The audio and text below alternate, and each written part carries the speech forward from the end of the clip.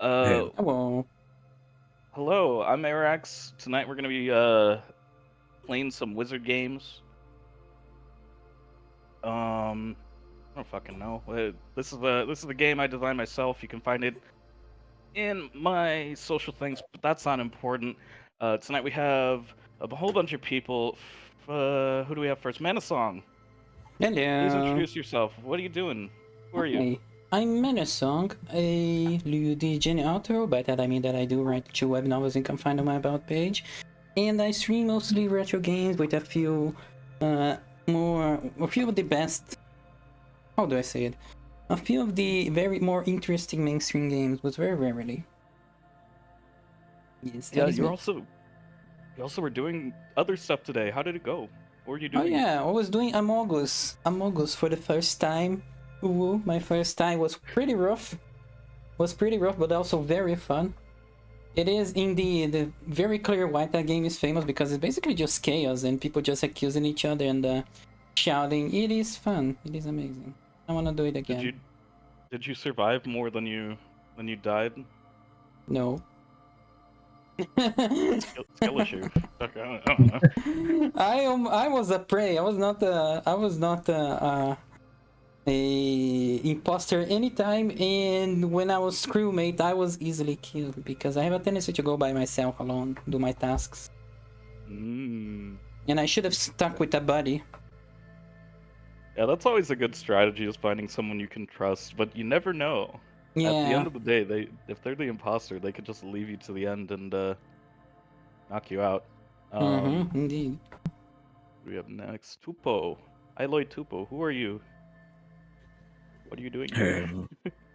I don't know. I am somebody. Hello. I'm a potato. I don't really have that much to say. I do stuff. I read something sometimes. Some other times I analyze interesting videos, and yeah, I don't know. Living life, I guess. But yeah, we are here to play, so that's what's important. Are you living life to the fullest? Certainly, trying at the very least. Good, good. That's good to hear. All right. What about you, Cat? Cat, Hey CodyCat, guys, who are you? I'm Cody. I'm a cat. I am 9 inches tall. I weigh approximately 6 pounds. I am welcoming 9 of, inches of tall. all types of people. That's about it about me. Let's play the game. Oh yeah. Let's play the game. Let's play the goddamn game, Eric. Stop fucking around. No, I will continue to fuck around. I'm scared and confused. You're stalling. He's stalling because he didn't read the book. I read the book. I read it fucking front to back, dude. My mommy wants to know. My mommy wants to know things. I have to tell her things. Fuck. You did actually. No, you didn't. You're a liar. No, I didn't. A liar. No, I didn't. I didn't read the book, guys. I'm gonna be really confused this whole game. I'm really sorry. I'm gonna ruin the stream. I'm drinking and smoking. I'm ruining the stream already. Do you even know how to read? No. Does a man like you know how? I recognize the symbols. I can recognize all the letters that are in the background of the stream right now. I can see all of them. A, B, C, D, E, G, well, you can read F. the magics. They're all here. I can read all of them. I'm very good at reading, and I know all the words and letters. Oh my god, that's crazy. Fucking. All right. Well. Ready up for a good start. So, what this game is. If you've been following along with the other tabletop streams as of recent, this game is actually set in the past, where the other ones were chronological from one to the other. This one is set 5,000 years ago in the past. And you guys tonight will be taking on the role of wizards of immense power, because there's something that needs to be taken care of. Let's boogie on over. That's not the right fucking place. I'm losing it. There we go.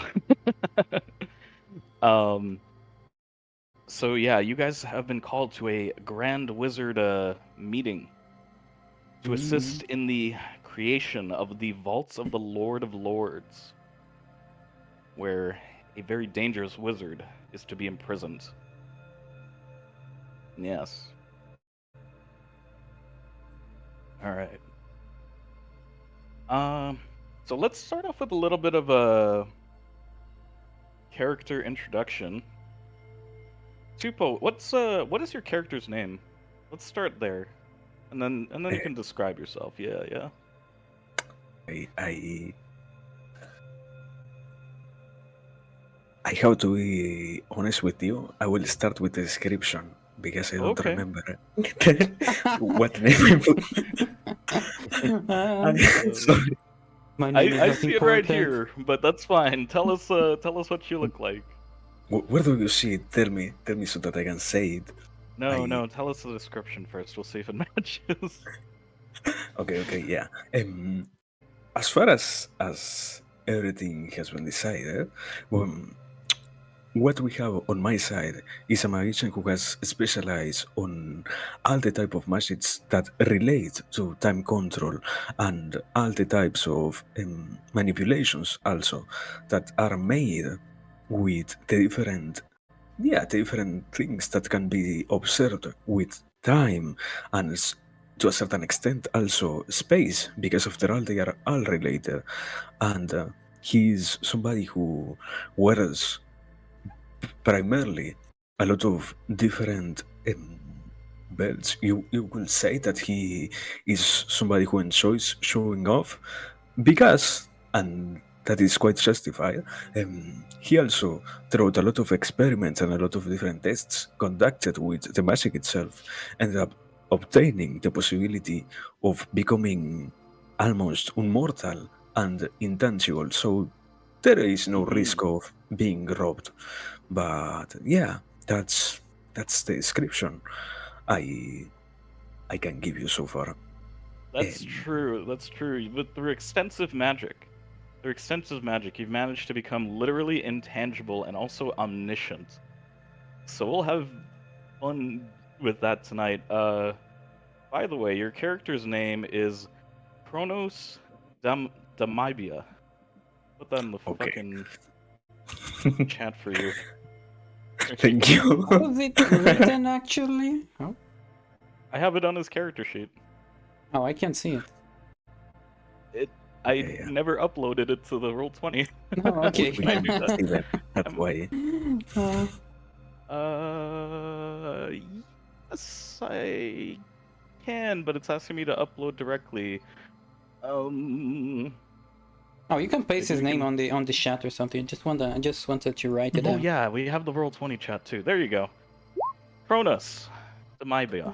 Perfect. Awesome. Awesome. Okay. All right. Slapping my shelf. Pantsu raid, welcome Pantsu and friends. Hello. Hello.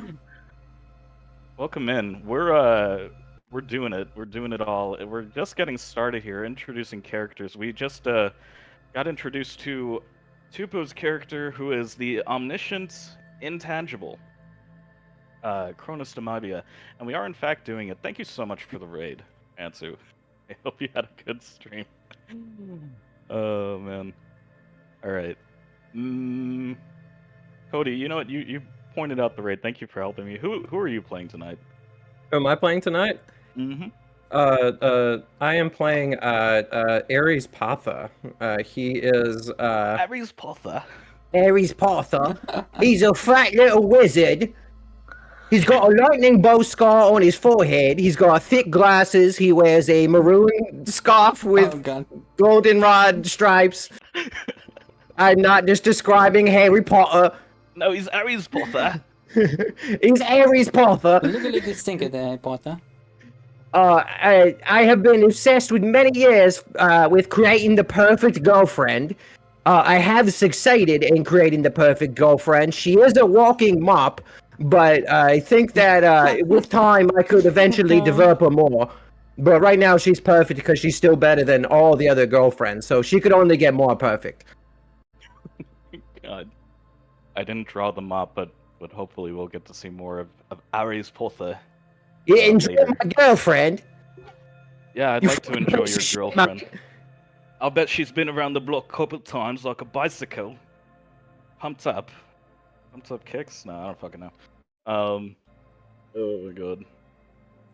And for our only actual wizard here tonight, Mana, my goodness, who are you playing? Tell us. Hello. Please. I am playing a dragonoid. His name is Parthuniix van Garanaia do Voontuxa Grumthomeia. What the fuck? Wait, I need to That read is this. his whole name. Yeah, you can just call him Nix. Can I call you Parthuniix? Sure. Yeah, a little bit Oh. longer. I'm gonna call you Parth. That's fine too. He's very You're quiet, so he You're a doesn't. really mind. dragon? Yeah, Dragon Man. A man with a dragon head. And a floating little crystal brain who speaks for him most of the time. Her name is... what was her name again? What did I name her? Arana, the sage of all forms. So he's just a quiet dude who if you ever just slightly threaten him, he activates his scepter and like you can't see him anymore. So are you just... like a... I need to know, are you like a big dragon or like a humanoid dragon? humanoid dragon. Size of a human. Yeah, human lizard bipedal person with a dragon head. Can I ask you a question? Yeah. Bad dragons, how accurate? How close? How close did they get? It has to be. Definitely. Definitely. He's tall. Okay, good to know. He asked. Good to know. Good to know. He's like, Important I don't know. information. It's important information for later. I just don't want to break my immersion. Exactly. Oh my goodness. Alright. So we have Parthuniix, Kronus, and Arris. Ares. Arris, are you a Arris. human? You're not I like am a mouse? human. You I'm a are fat little boy. Right. Kronus, before you became intangible, what was your origin species? Where did you come from? What planets or culture? No, in my case, what we could use to picture this is the very common description of those aliens that can be observed as having those big heads and those very gray skins. I think we all here having in mind somebody who could pretty much kind of resemble that look, and that will be our friend Inera Silver. So something very similar to that in terms of aspect, basically. So you're a full gray alien? Mhm.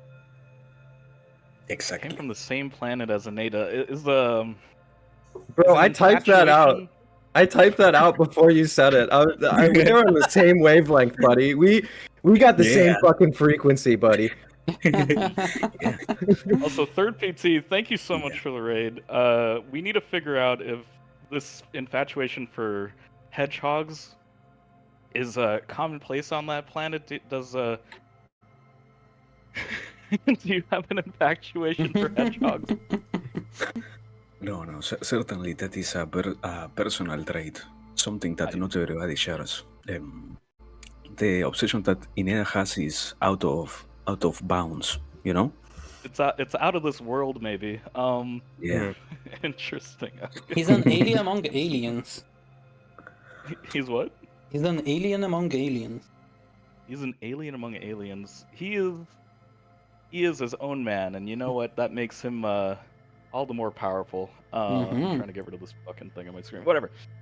So we've introduced our gray alien, our draconian humanoid, Parthuniix, and Arris. So you guys, like I said, have been called to this distant planet near the central core.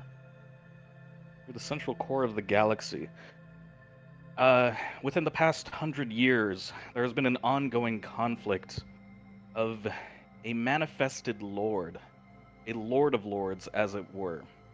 For your forebearers who traveled the astral ether learned of the lords, who are these manifestations of mental thoughts and capacities. So like there's lords of music, there's lords of creativity, there's lords of destruction. These are all wants, desires, ideas, concepts. And someone seems to have figured out a way to manifest one to lord over them. Well, this threat has been neutralized. You can see their corpse floating off in space as you descend onto the planets. How do you guys arrive? What's your method of traveling? Hmm. I would say I Yes. come crashing Good. down to the planet like an asteroid, like flaming. Awesome. I just hit the ground like superhero style, like one knee down on the ground, like you know what I'm talking about. I do the Yeah. stance. Yeah, So that's like how when I you're hit. when you're traveling between planets, you become like a comet and then descending, destroying like a couple buildings in your way. Yeah, pretty much. That's a Yeah, bit dramatic. yeah, Thank you. I Kool-Aid man through like people's like shit on my way down. I mean, when you're almost omnipotent, you don't even need to give it much of a shit. How do you guys get here? My companion, my AI companion, I give her a boat, a big, fancy boat. Let's see, a wooden boat. Why not? Wooden boat with golden details that she's piloting across space. There's actually a few interstellar boat spaceships that I've enjoyed perusing. Is this like one with wings or one with sails? It's gonna be. That should be wings, yeah. I'm a winged dragon. Let's put wings and everything. That's like my motive. Pretty sick. What about Kronus? How does Kronus perform their interstellar travel? Well, as part of the manipulation itself of space, it is also understood that you can pretty much alter the state itself of matter. So what he does is he lifts a pretty big chunk of earth, he stands there, and while stopping time so that he doesn't asphyxiate in the middle of the space, he moves along with that to wherever he has to arrive. So you get to, you see like every single planet along the way. Do you ever do any detours, or is it just walking between the space itself? It all depends. If it is interesting enough, it will happen. But if there is nothing to see, why stop? Why take a detour? And you do have a mission. So yes, you all see as you arrive on this lonesome, distant planet, the corpse of a god essentially that was meant to rule over all other gods. And in the far-off dunes of the setting sun, there is the citadel where you have been asked to meet with the other wizards, and you can see other grand wizards arriving from outside of the atmosphere. You know, some are teleporting in, others appear out of the ground as vines reach out and grow into massive trees from which they emerge. Maybe like a bird comes in, lays an egg, and then one pops out of the shell, growing in age until they arrive. Yeah. Do your characters know each other? Is this your first time meeting? I mean, there is a common mission, so we could pretty much say that it was necessary for every single one to, at the very least, get to know each other. Maybe we're not the best friends. After all, we all come from very different places, but we know of the existence of others, I think so. No? Yeah, I would say Kronus is one of my Twitter moots. Like I know that guy. Like I know of him, right? Like we're not like close or anything like that, but like I know of him. Like we could give me your we could hang. connection. How do you know him? What famous or infamous act did either of you do that got you connected? I think there was one point where Kronus was messing around, and I was using TiVo at the time. If you guys remember TiVo, I was Jesus. filming the big game, and he was fucking around with time, and it fucked up my TiVo. I wasn't able to film the big game. I wasn't able to record it. Were you trying to pull like a Back to the Future there, Kronus? Were you I don't know if you've seen Back to the Future. Fucking they have Yeah. the sports almanac. They try to figure out who's betting on what. No, what happened was simply understanding the magic itself, let's say, because it gets complicated once it stops being just moving something back in time, But it was an unforeseen consequence that ended up being quite noticeable for everybody, and my bad, I guess. Shit. Well, I mean, hopefully at least the game finished fun, even if you weren't able to record it. How do Parthuniix and Kronus know each other? Let's see. My companion, she's very polite, always wanting to make friends, politely greeting, knowing about everyone, collecting every information she can about everyone. So she should have known about Kronus. Let's see. Where could we have met? Where could we have met? Of course, What? Look, Tupo, if you got any ideas. Okay, yeah. I think it is pretty obvious that after all, when so many famous magicians from around the whole galaxy gather, there are instances where you end up making a little bit of relationships. Let's say the bonds that happen in this universe, no? That in that place it ended up happening that certainly at some point me and that woman at end up meeting, no? After all, somebody who is so nice to you and doesn't seem like a threat, you can pretty much talk to effortlessly. That's why I ended up getting to know about her and her companion also. Now, Just some polite interspatial drinks after a day's job of word domination, something of the kind. yeah, so I'd like to know, because Parthunix's companion can shift between forms. What form did you meet her in? Well, when he made okay. I will say probably in a more human form. After all, a dragon itself would be kind of dangerous to see in the wild, no? You wouldn't want to find one. After all, I suppose they are quite still precious and quite interesting to capture, as always, no? So, human form is the expected. And so you guys got to enjoy some casual drinks over a nice what's it called, patio, looking at a crystal lake, exchanged some pleasantries, learned about each other. Parthunix and Arris. Erase. How do you two know each other? Well, as some female companion enjoyers, perhaps we have found each other on a place of gathering, of enjoyment of female companions, of appreciation. Could you Yeah, we met elaborate? each other on FetLife. Wizard Fet Life. It's crazier than you think. That's the tagline. Yeah. Oh my god. All right. Cool. Great. So yes, you guys have all arrived. I mean, yeah. As far as the desert goes, the Citadel is a thing within grasp. You guys are omniscient.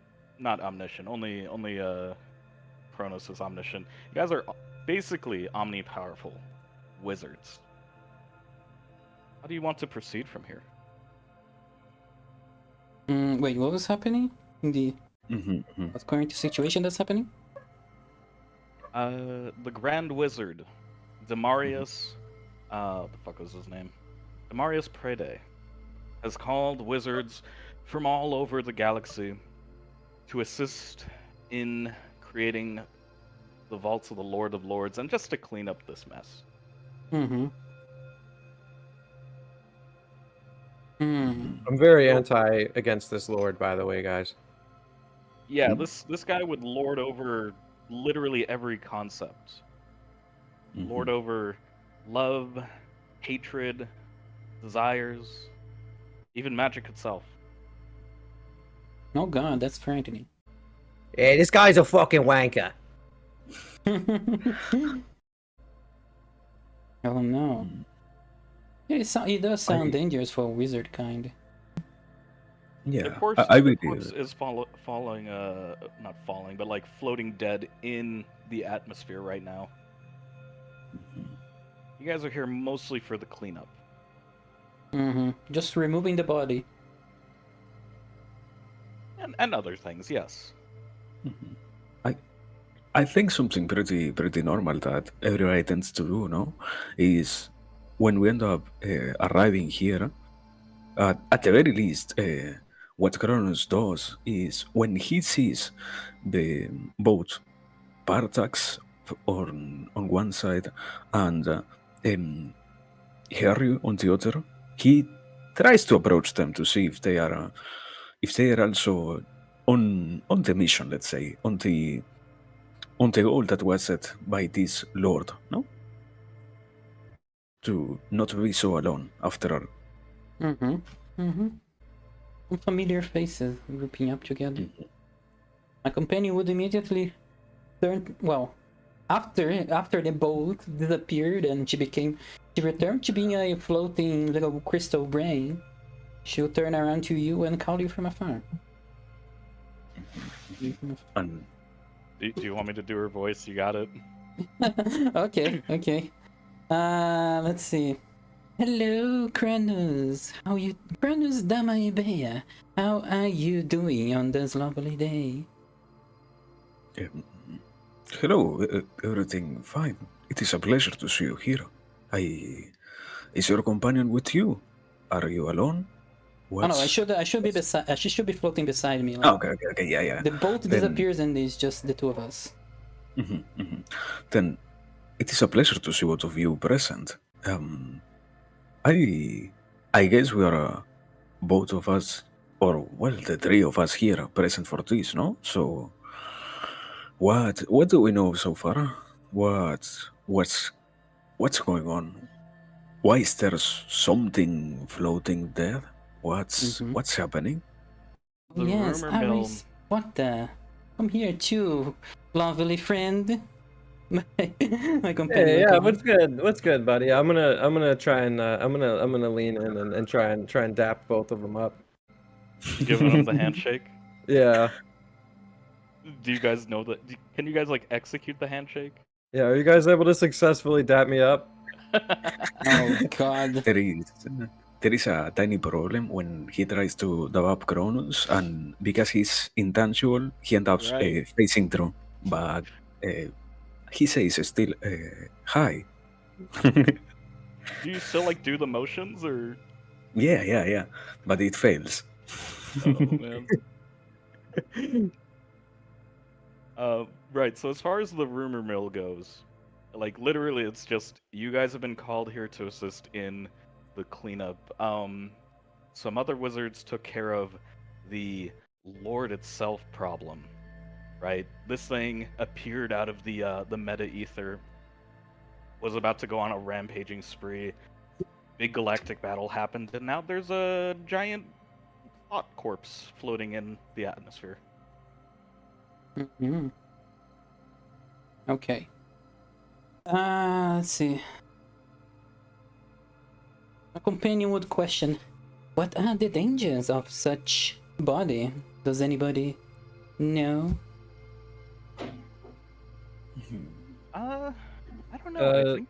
I don't think I would know.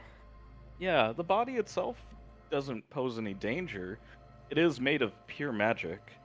You guys are just standing like in the middle of the desert right now.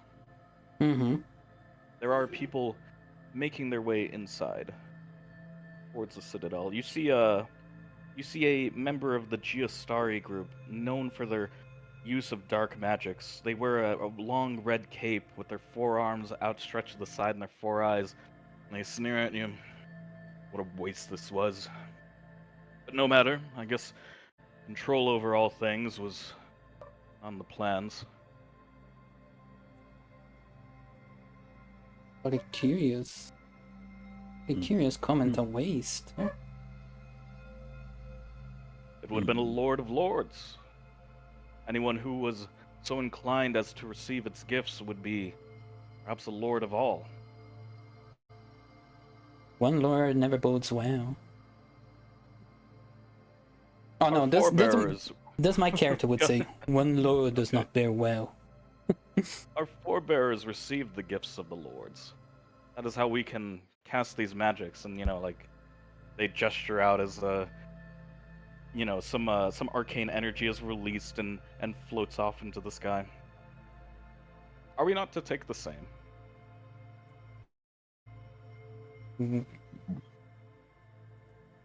Wait, if you... Is magic die? Is magic die? No. This is just a lord of literal other lords. Your ancestors from 10,000 years ago journeyed into the meta ether where they met the original lords.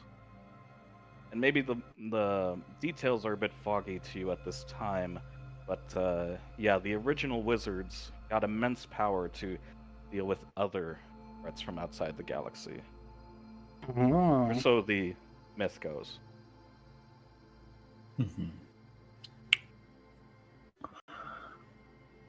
I'm gonna pull the boys kind of aside a little bit, and and kind of try and talk to them privately, like with out of earshot of this other fella.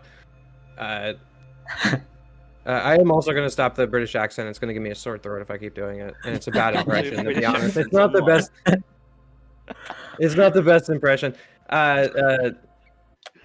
So I'm a little worried about this. If people are actually following this guy, then his passing just makes a power vacuum, doesn't it? That's not good.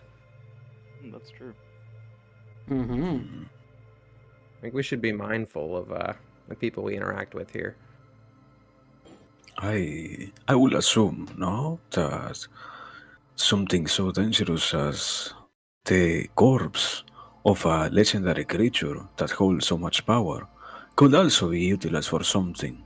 So maybe that is why we need to be so many. If there were to be a war, we will be the cannon fodder, and they wouldn't mind that we die. After all, we are still no-timers here. We don't really matter if we die, so I think I understand a little bit why we were called today. I wish to do things to that body. Parthuniix says, not the companion.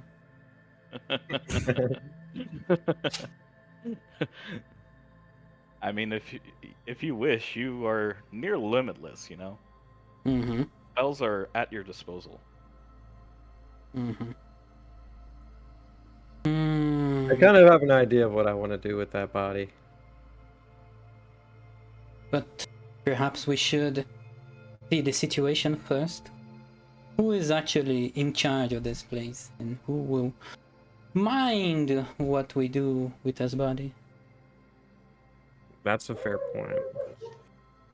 As I far guess maybe as- we should explore a bit go and ahead. kind of get an idea of the general sentiment, right, boys? Mm-hmm. Like, Yeah. like what all is really going down here? Like, let's kind of form an opinion of our surroundings before we go fucking with bodies and stuff. Because again, this guy, apparently people are actually falling for this bullshit. So I think we got to be mindful of that. My companion says, we are out here to clean the body. So, we must ask how exactly do they intend for us to do so? Is So that as guy? far as- I'm go sorry. ahead. I was gonna say, is that guy still around? They have made their way towards the Citadel. You can see the footsteps of their shoes leaving prints in the sand, and as they ascend up the stairs, you know, they're just heading inside like many other wizards. There's bird wizards covered in what's it called, cogs and gears. They got the blue stuff on them. Whole bunch. Yes, perhaps we should investigate that citadel first. My companion says. Yeah, I agree. Let's talk to these guys and just get an idea of just the general sentiment and what they plan to do. Yeah. So the citadel itself, quote unquote, belongs to the Grand Wizards. Maybe you have been here before, maybe you haven't. Being in the center of the galaxy, it's a place where many people meet and you know, perform their rites, maybe to ascend to a higher state of being as a wizard, or a mage or a magic user. Right now, the grandest of all wizards is Damarius Preda. And you make your way inside, and there's, you know, a pretty decently sized crowd. For the most part, only wizards and magic users of your stature were able to do things like travel across the galaxy in comets or just full-on stop time have been here, or have been asked to come here. And a council of mages stands on a speaking area with a very old wizard donned in white robes and a circular pointed hat. And he raises his hands. I appreciate your arrival here at such short notice. However, the Lord of Lords is dead. Many of you will be tasked with assisting and dealing with this nuisance on us.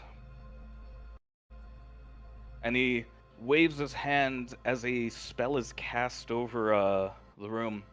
I shall speak with each of you privately on the matter as to what I request you to do. Do a little scene change. Ooh, fun. So you guys are transported into a upper room of the Citadel, unless you so resist, which is decorated with silver gilded furniture and a large open window which overlooks the desert and the aforementioned corpse of the Lord of Lords floating off there. Books and scrolls fill each of the cupboards and shelves. And there is Damarius, walking in slowly on his canes. It is a pleasure to speak with you all once again. If there are no pleasantries to attend to, then I suppose I shall discuss the matter of your assistance in this. Soon there will be arriving a group of smugglers, non-magic users, who will be carrying a delinquent mage imprisoned. One of my proteges was tasked with capturing them. However, they were not so powerful as to travel the galaxy themselves, so they found companionship with persons who would be willing to risk many things. You three are to create a prison, a vault, for this delinquent mage.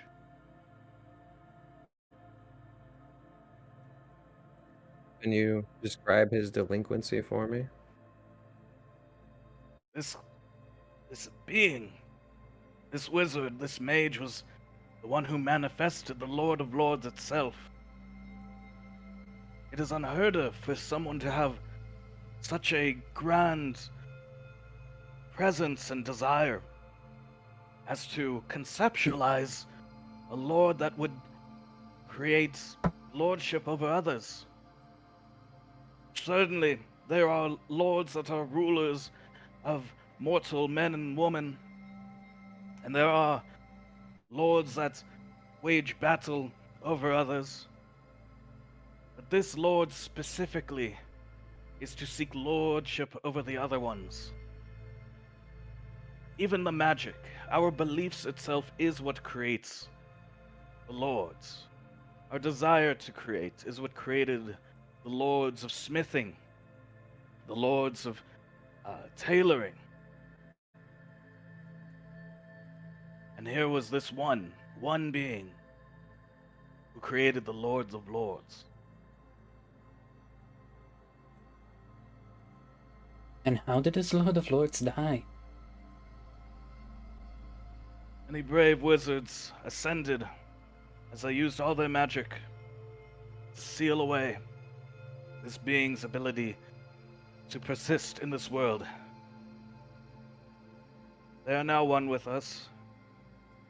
And he turns off to the side as he lets the magic course through his veins. I can still feel them within me, as I hope you can within yourselves.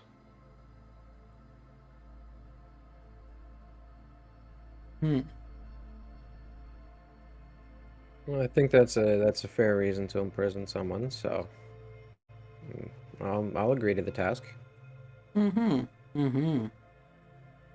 character's Yeah, more Any malicious. questions? Are there any further questions I can answer for you? Do we know how it looks?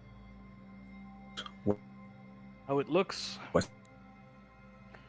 I was told that the being was being held encased in a circular orb.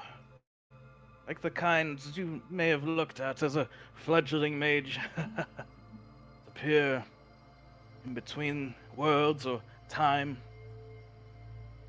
Although this one is used specifically to imprison the delinquent.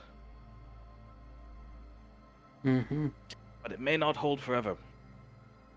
So I will need you to create the real prison for this being. And my character says, can we not execute him? That is more final than a prison. They use descendancy to make themselves immortal.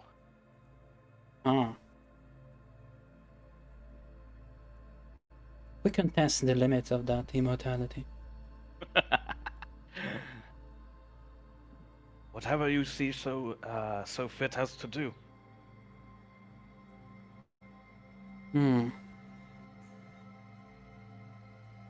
Where is he now? The smugglers should be arriving soon. And he points off into the sky. It used to just be us who could travel between the planets.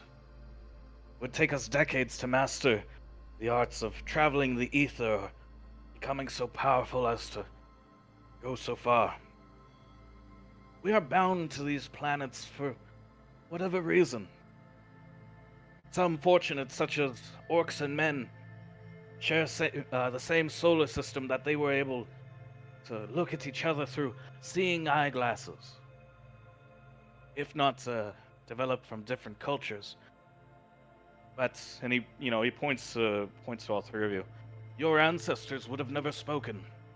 Now they have these machines that will take them between worlds, using technology based on our own magic.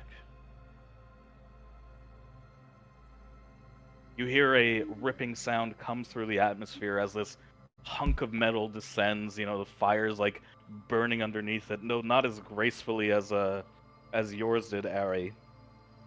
And when you descended as a comet, this is pure physical mechanism as a ship is descending into atmosphere.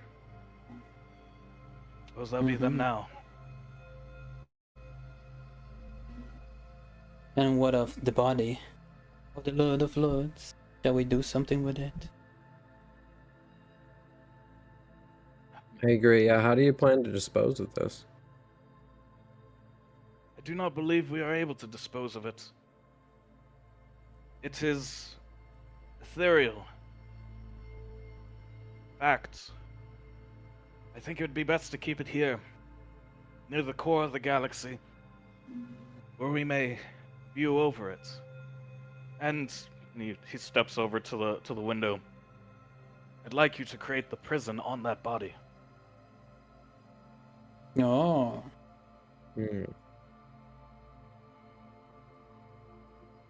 But Is this completely to do that? Tupo, you cut out there. What did you say?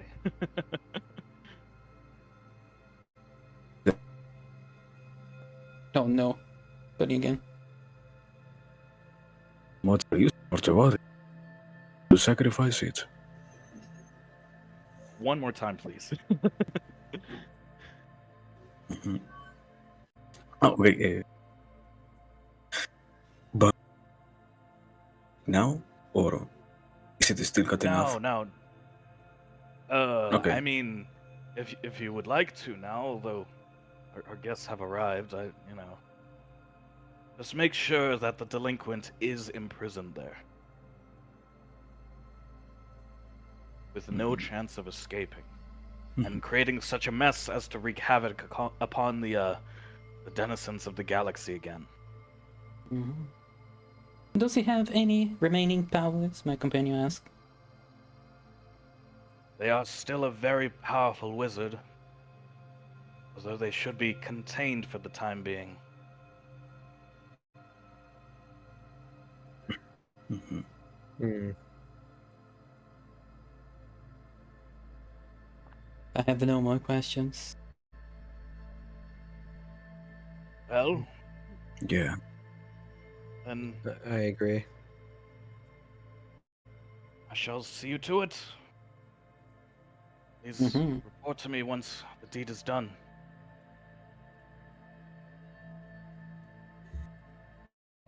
And he leaves the tower. You guys are in the Citadel now. How would you like to proceed? Well, gotta visit the delinquent first.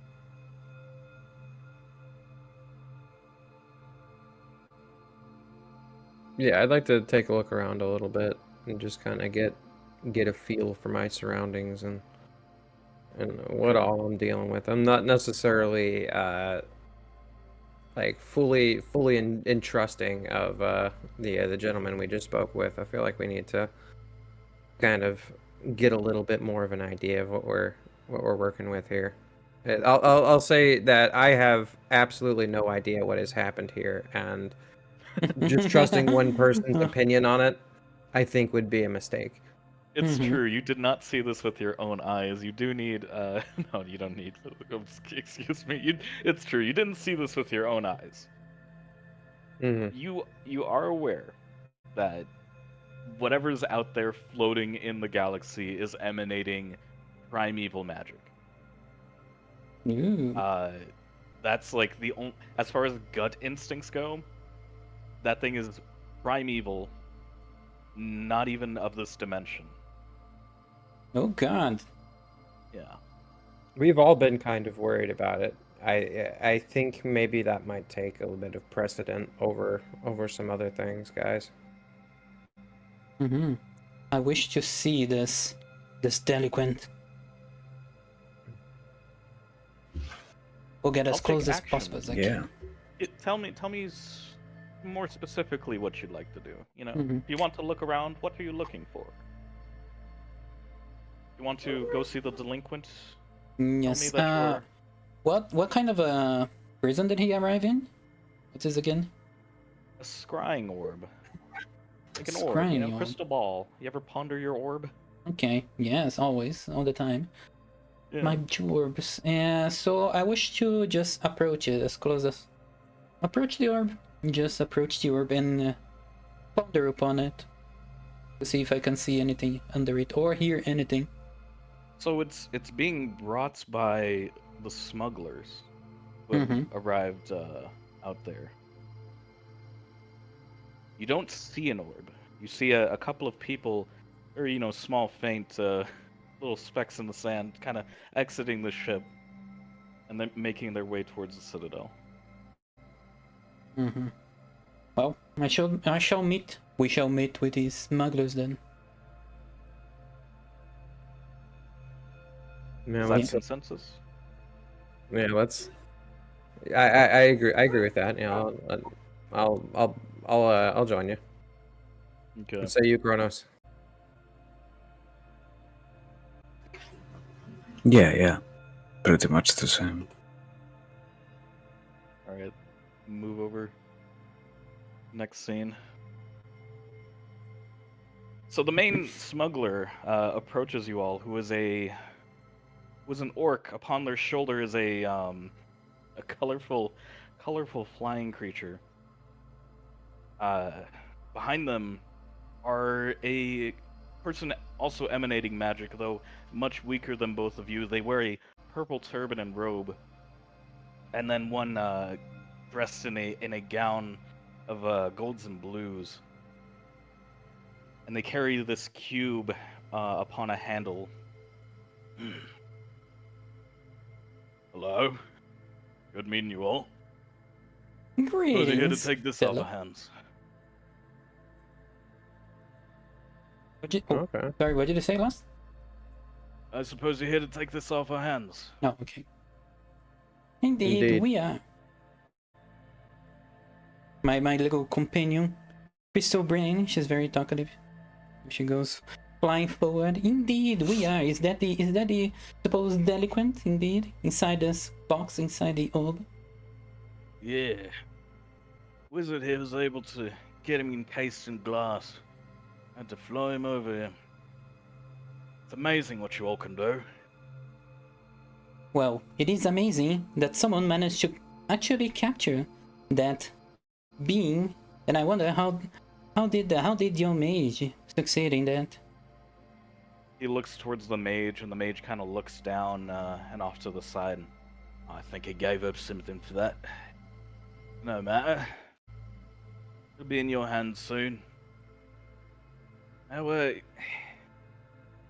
it's a little interesting, though. You all couldn't handle getting something like that. Had to send off a little runt like this.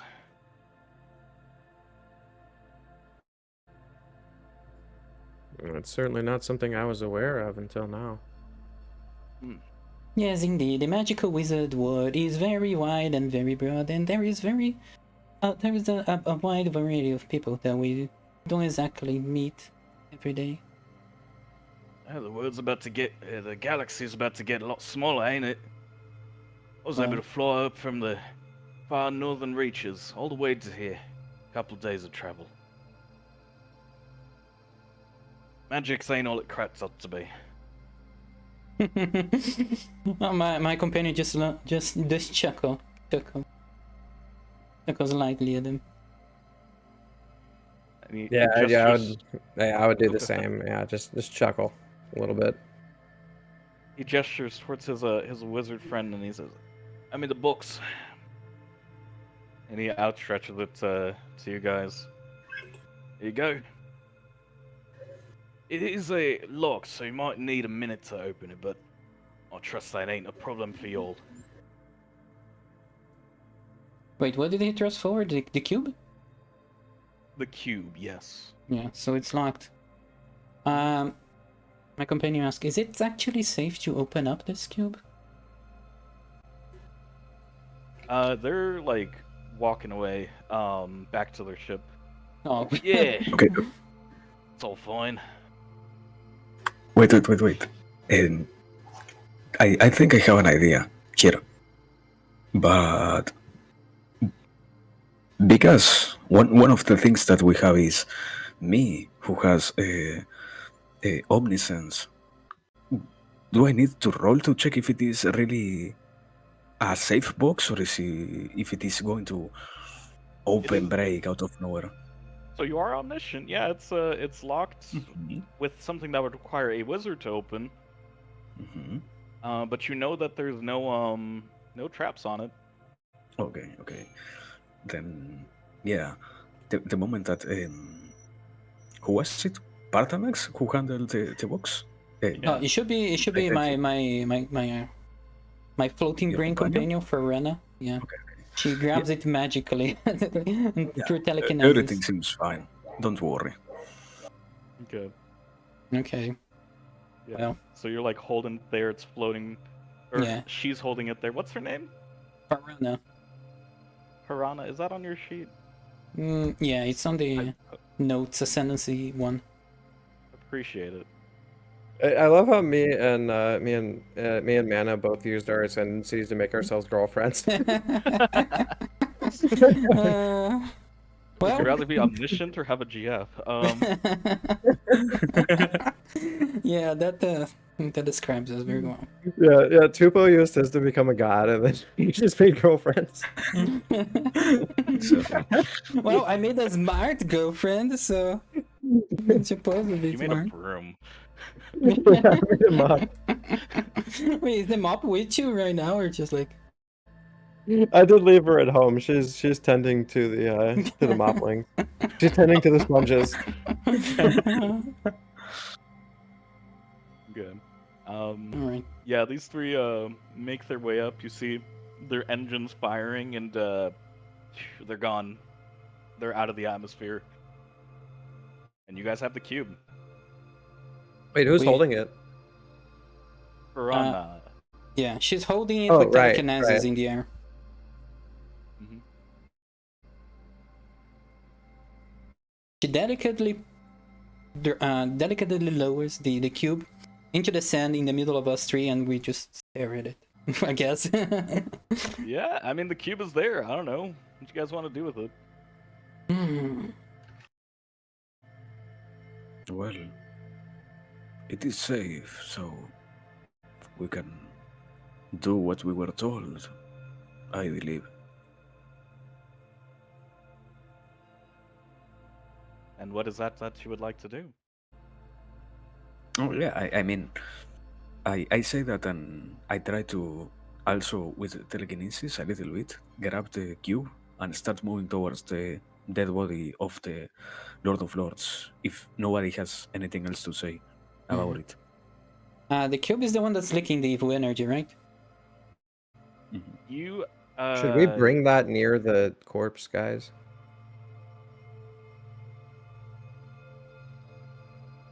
Like, I feel like we should keep that kind of separate, Hmm. right? Maybe. Could we trust your companion to keep watch of the cube? Yeah, she's And maybe she's we can supposed to be maybe we quite can explore the independent. body. Or Yeah. or should we split up and maybe some of us kind of guard the cube and then some of us kind of explore the corpse? She is very smart, so you can leave her. We'll leave it with her. We'll keep watch over it and tell us if anything happens. back here. I would like to use my anima powers to make 3 like golems from the sand around us Yes. to kind of assist her in guarding the cube. How Mhm. long will they exist? How long will they exist? I would say We can take a look at the menu. What did you say? I'm not trying to like I don't want to look at the rules in metagame. Yeah, I got the rules open. Don't worry. Oh, okay. That's my job. Do we want to say 2 1 day. hours? 1 day. 1 day is fair. One Yeah. day. Okay. 1 day. 1 day. All right. And you said 3 golems. What level of defense do these guys provide? I would say likely a lower level of defense. Ultimately, they are animated sand. Right. Okay, So so they so don't they can have just... a lot of power. They'd be somewhat weak. They are bound together by magic, but Are they just like walls here, or can they actually like? Because I think like you can create golems that can like just kind of be shifting walls, you know? right. These are more of a humanoid type of character, more like men made of sand. Okay, but they're not meant to actually cause any damage. All right. Okay. No, they're just Um, meant to kind of serve as a somewhat lower level of defense. All right, let me just check your stats here. All right, roll 4 plus how many fucking things? What's that? Roll 5 5d6. our first roll of the night, Arris is summoning golems.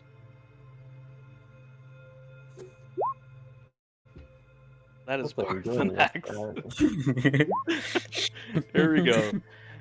Ooh, that's a pretty bad roll. All right, so you generate 5 flux. Do I not have 3D dice on? That's the most important thing. I do have them on. I don't know if you have them on. Whatever. Okay, so you generate 4 flux, which is less than your defiance. So there is no actual negative effect to this one. Or it's Okay. equal to your defiance of 4. So you summon 3 golems, you said? Made of sand. Yes.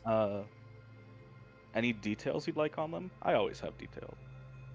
They are just kind of more just faceless sandmen. They do to some degree kind of have like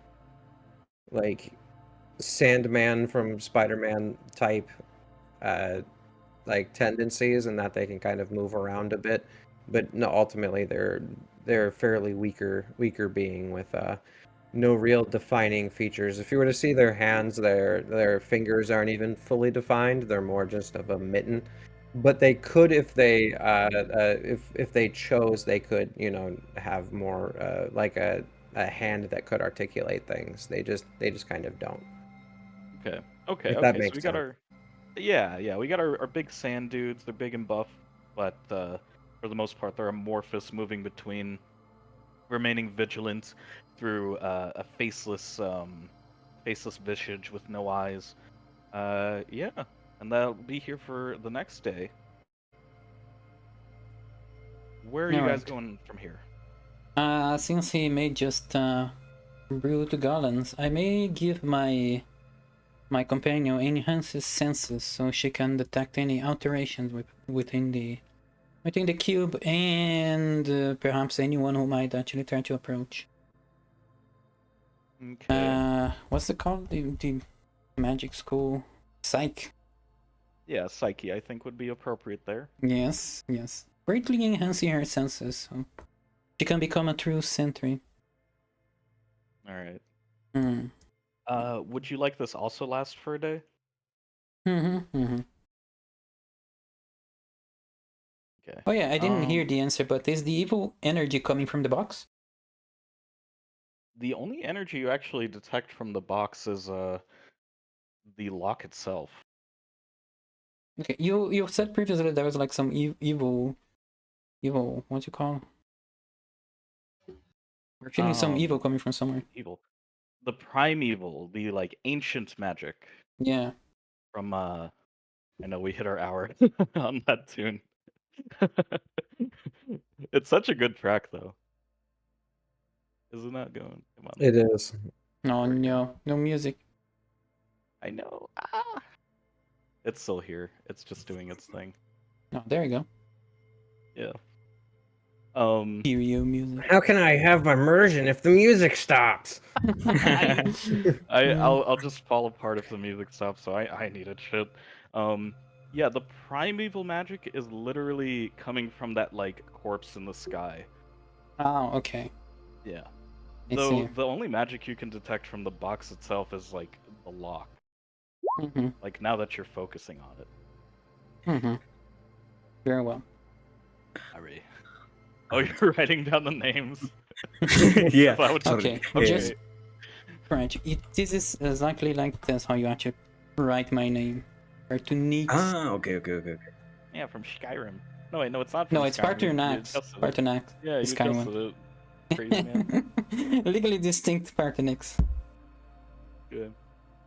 Alright then. My spell. Yeah, your spell. Are you just like a vigilance kind of thing?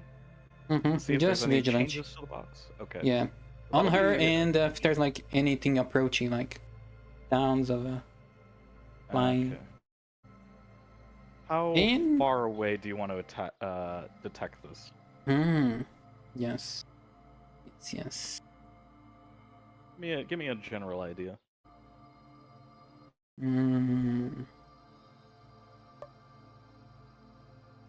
guess a big office. A big office. Okay, you got the book open. Yeah, I was looking open. That's fine. That's fine. Okay, so like you know, a few hundred yards, or maybe like 100 yards. Oh, I couple don't know hundred meters. yards. You're putting units. I Like don't know 100 meters. meters in your funny non-American Funny, thing. funny. Okay. The standard. How long is the spell going to last for? Yeah, 1 hour. I mean 1 hour. 1 day. 1 day. Okay, so Like the golems. We have our centers. 6 dice. Roll 6d6. Jesus. I know, right? You did not take a ton of defiance, so we'll see how many of these you fail. Oops, sorry. I rolled the wrong. Did I roll the wrong? You didn't roll No. shit. Oh, did Nope. you? No, I rolled those a are 7. sevens. You have to roll 77. sixes. Yeah. 6d6. Wait, why are my dice not appearing on screen? In the settings, you have to turn them on. Yeah. Also, It is- D7s don't exist. Oh, Those are okay. physically impossible. There we go. Hey, nice. Okay, how much flux did you generate from that? 1, 2, 3, 4, 5. You generated 5 and you had a defiance of 2. We'll Holy shit. yeah. Buy Gonna some roll, 3. 5 did I say? Yeah, 5. So we're gonna roll 3d6. On all the evens, negative effects happens. Mm-hmm. Let's see. You have 1 even. That increases the clock time by 1. There's no real clock by now, but I'm going to keep that as a note in the background. That you have increased the clock time by 1. Mm-hmm. So, yeah, your scrying spell appears on your companion. Her third eye opens in a beautiful sense. But yeah, there's a vague sense of unease as you do this. Well, my spells were never the most stable. Time to Alright, inspect the corpse. inspecting the box. The corpse, I mean. Oh, the corpse. Yeah, I want to check out that corpse. You guys are on the planet right now. Yeah, Oh, I guess let's. Do we want to fly up there and take a look?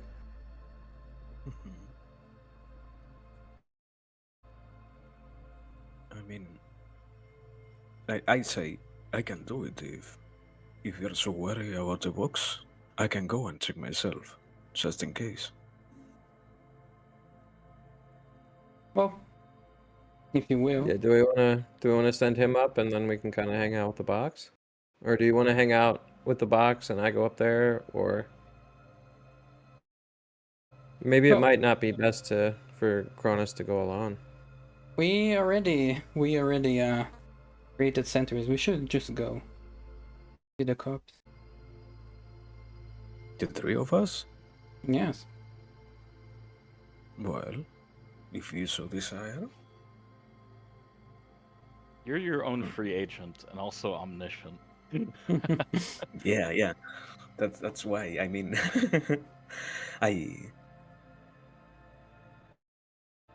I don't know. Do I need to roll to check if something is okay with the corpse, or if it is wrong in any way?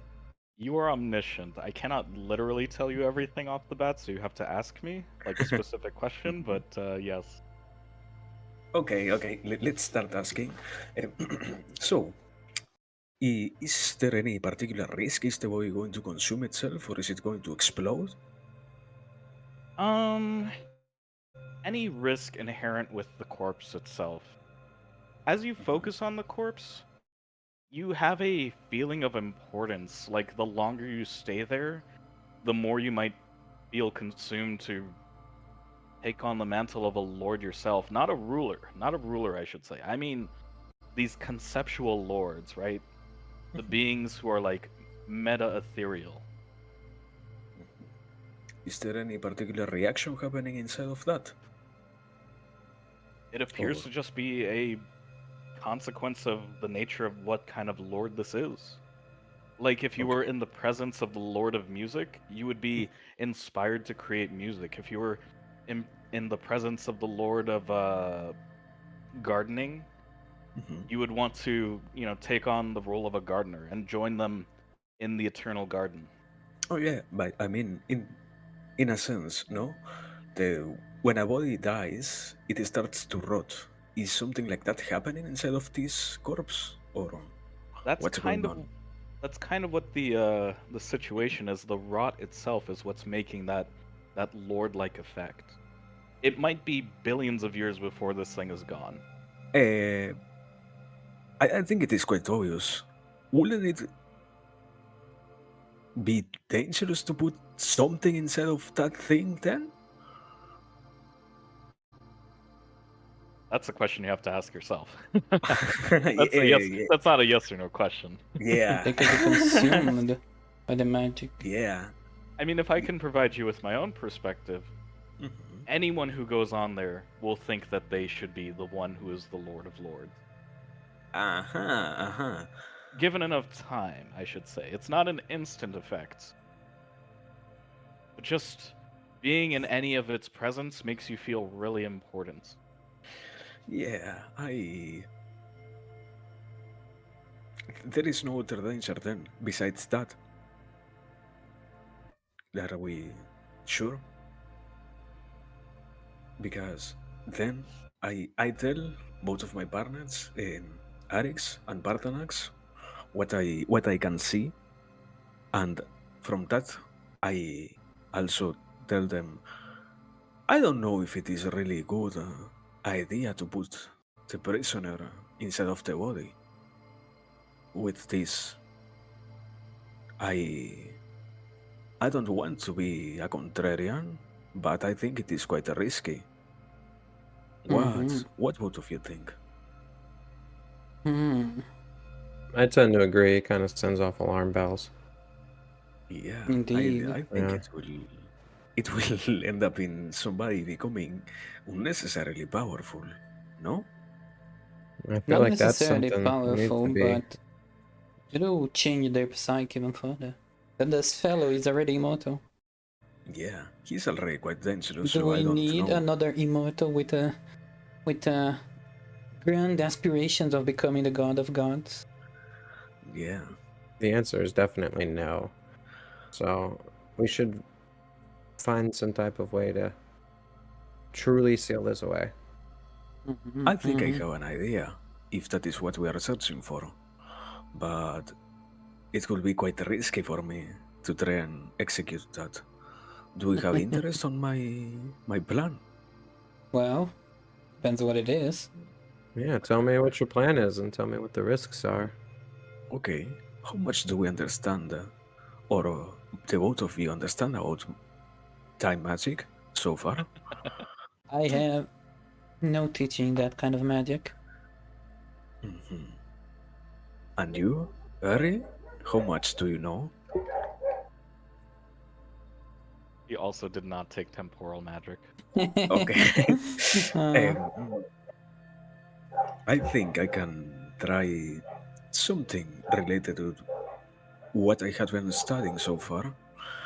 I will need the box and I will need some time, but certainly putting the box inside of the body we have already deciphered will be quite a risky situation. So I say that we should go back, just there, not do what was told to us. Maybe be vigilant if nobody's coming. But what do we think? Well, I would still like to hear your plan before I commit to it. Yeah, agreed. Yeah, you guys have the box is protected right now.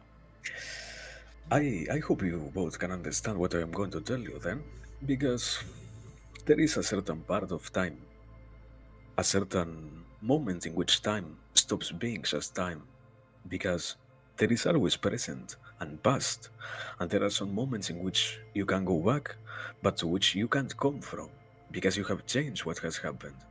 And if I were to place this guy in a completely different timeline, we could deal with his existence without having to worry anymore about him, and he could completely disappear and we would have done what was required from us, while also probably having a little bit of the body of this corpse if we want to.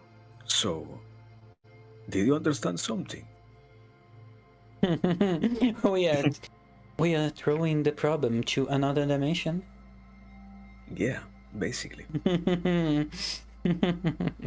Morally questionable, but I don't know that I'm entirely opposed. So, what do we think? Are we going with that, or what do you prefer to do? That would be simple solution indeed. Quite a dilemma. Is it dilemma that you call it? I guess it is. Yeah. Yeah, by Nelly and whatever her name was. No, nobody knows that song. No matter what I do, all I think about is you. Nope. Never heard of it in my life. Cody. Sorry. I'm sorry. You're fine. I'll tell you later. Yeah, I mean, you guys have a box. There is a dead god floating in the atmosphere. What do you want to do?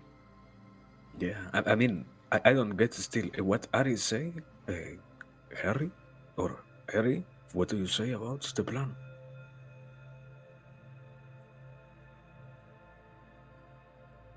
I guess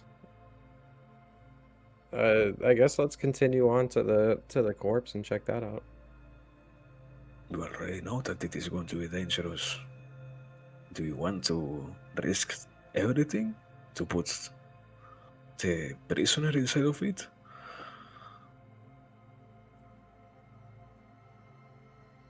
Kind of. Why? Bold. He's bold.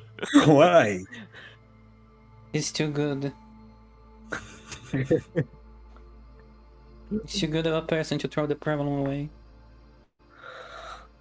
I kind of feel that way a little bit. What's your true opinion on this, Parthuniix? I would have been inconveniencing myself in another dimension by throwing the problem away. But you're living in this one. What happens somewhere else doesn't really matter. Maybe there is But a it's dimension other where you never me. went. Me always Pretty matter. metaphysical. Pretty metaphysical. I like it. I mean, honest question, as dumb as this sounds, but what if they throw it back? That's true. Oh no. That could be a possibility, Just but they cast don't an really undo know. spell. Yeah. They don't really know which timeline are we in. How would I know where exactly I am driving that?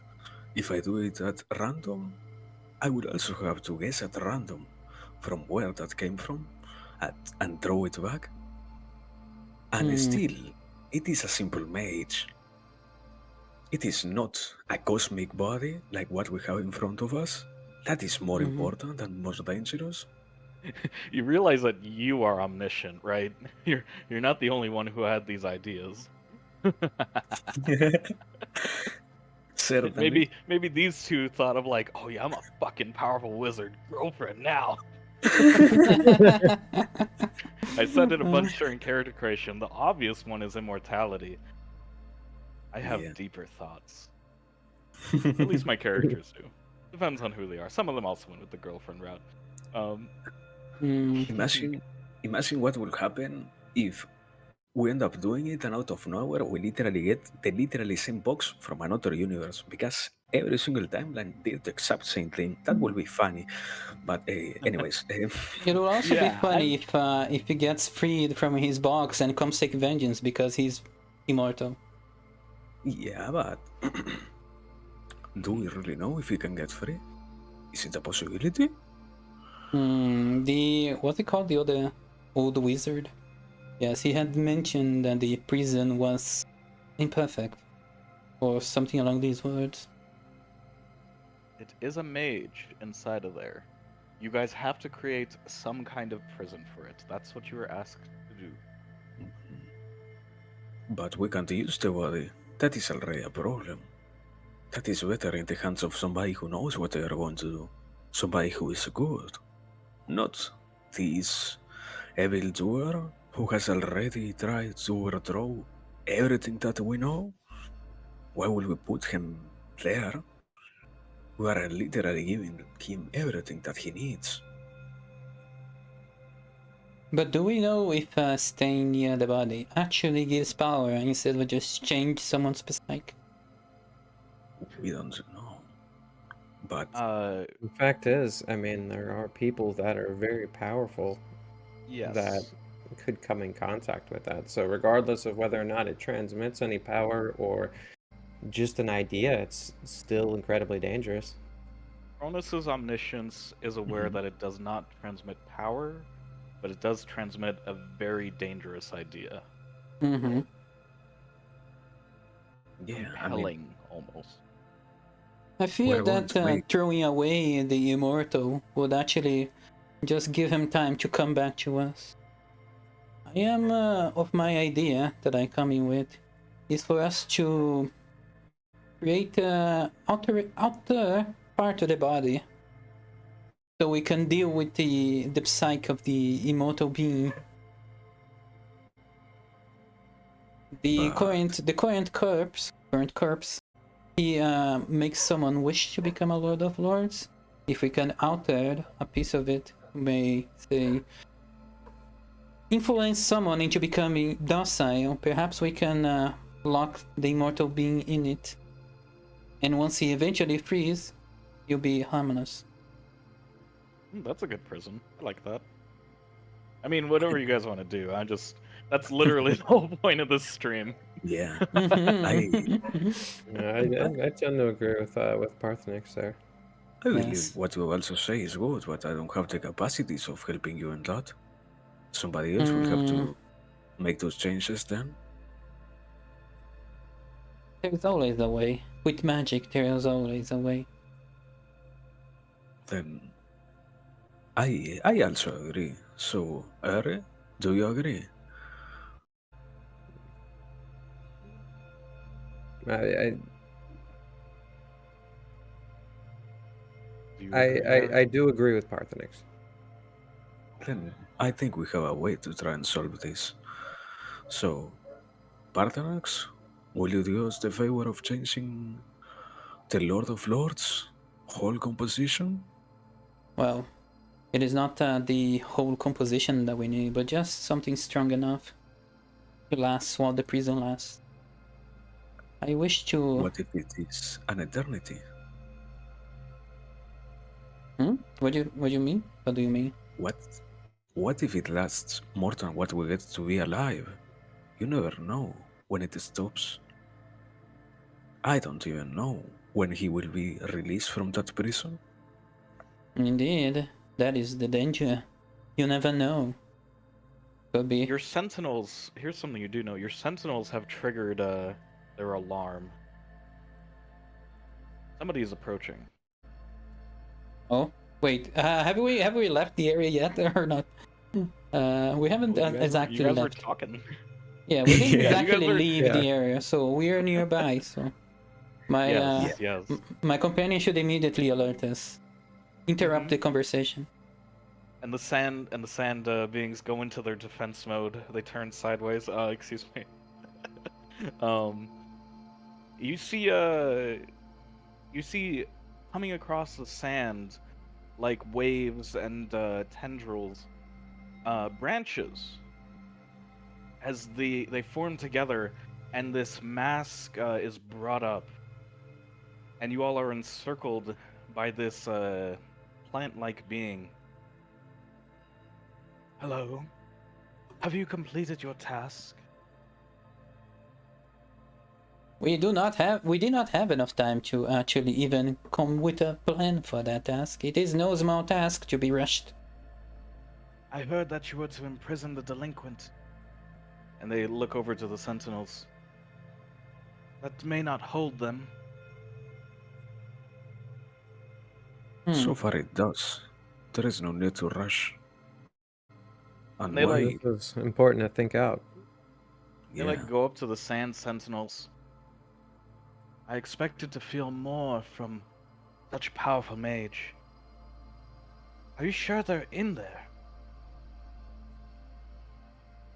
Can I know that?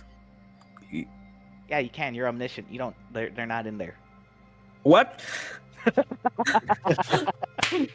Holy fucking. And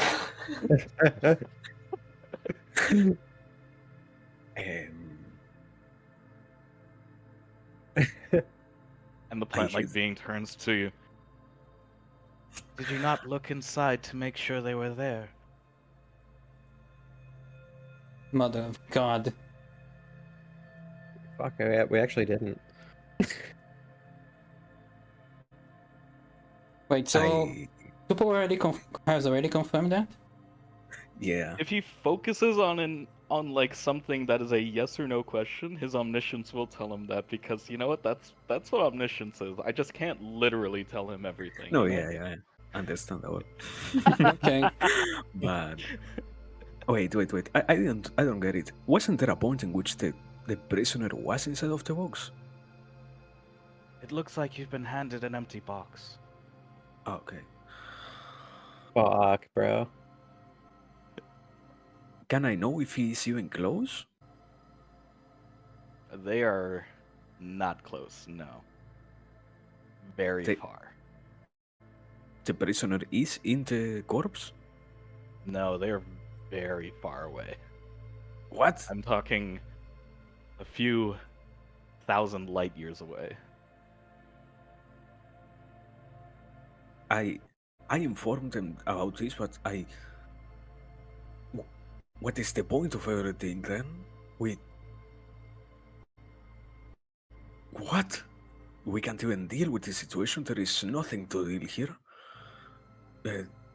What? I don't know. I am overwhelmed. If somebody Who gave us this mission again? Who was the person that gave us this mission again? The Grand Wizard. You were to meet with some smugglers. Get the box from them. Or not get the box, get the prisoner from them. The smugglers handed you a box and said the prisoner was inside. Who in the hell is messing with us like this? What is this? What is this joke? What is this joke? Wait. Important question. Is the mage in prison at the very least? They are still imprisoned, yes. They are in fact imprisoned, yeah.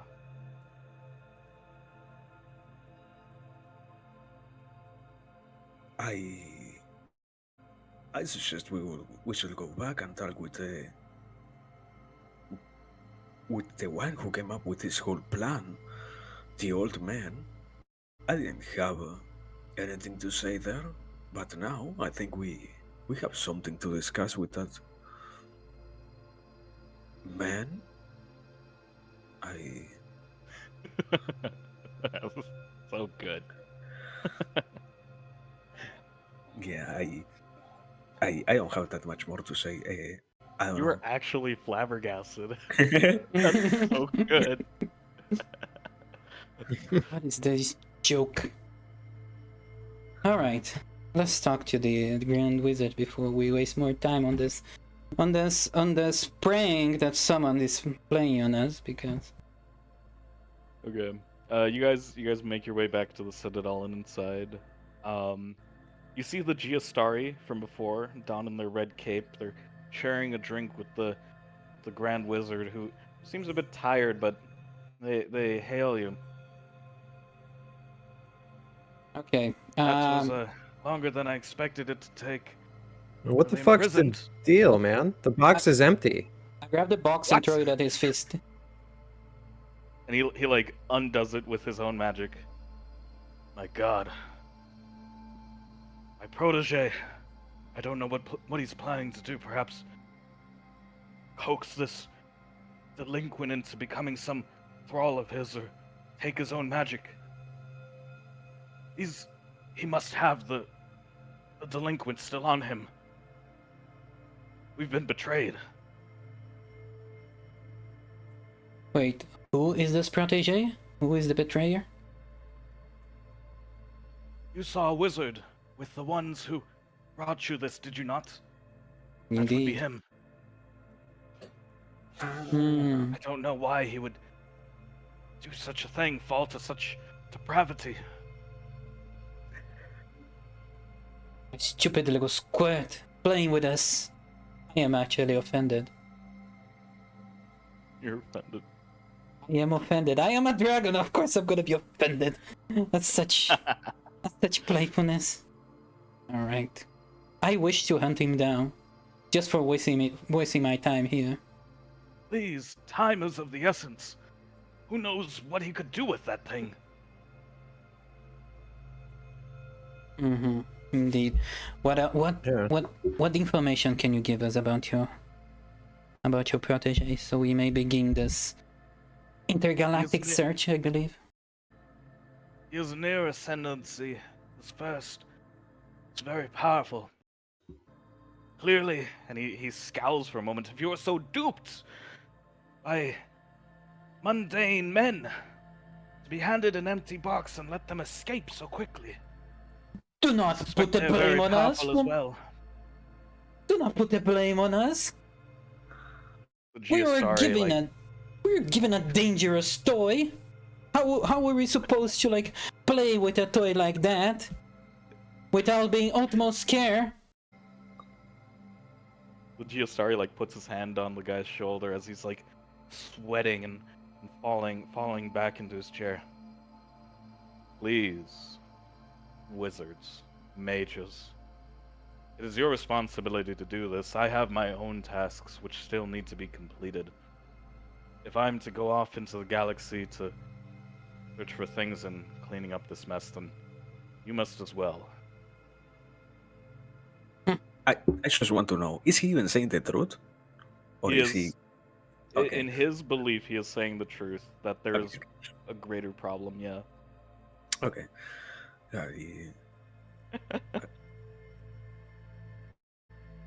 I guess we should be doing something. But if you would excuse me, and before anything else happens, I retire quickly. And Arax, Yeah. I want to know something. How much will it cost for us to, or well, at the very least, narratively, for me to go back in time before all of this happened? Oh, well, let's take a look at the book really quick. It's been like a couple of hours. Did I say time reversal was in this exactly? I think I did. Temporal, traveling between time points. That means forward and backward. Let's see. Up to 12 hours is... You're trying to do all three of you? Do I need to do the three of us? Yeah. What do you Theoretically, wanna you do? don't. Yeah. Just I don't explain see, and open the box for us. I don't see a necessity, certainly. So it is only me. Yeah. Hey, go for Okay, it. what's your defiance? You have 2 defiance? Okay, maybe you could generate a flux here.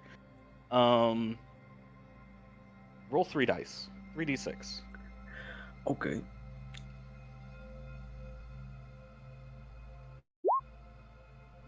Ooh, you get 1 ascendancy and also 1 flux, which is beaten by your defiance, so you travel back. You also have 1 ascendancy point, so we're getting close to those epic spells. Alright, to pull 1 ass. There we go. Technically, choose. Um, Okay. technically 2 ass. Did they get a 6 before? No. Oh no, they have an ass already. You're right, of course. So you see Kronus. Let's see. Just kind of like think to themselves for a minute, snap their fingers, and then the Ethereum of time passes them back. Everything moves backwards between you, and you are now back in the Citadel with enough time to. I don't know. What point in time are you getting to? I think before, yeah, when we are waiting outside before the smugglers arrive at the Citadel, at that point, Okay. basically, when we have already Alright. talked with the guy with the old mage. Okay.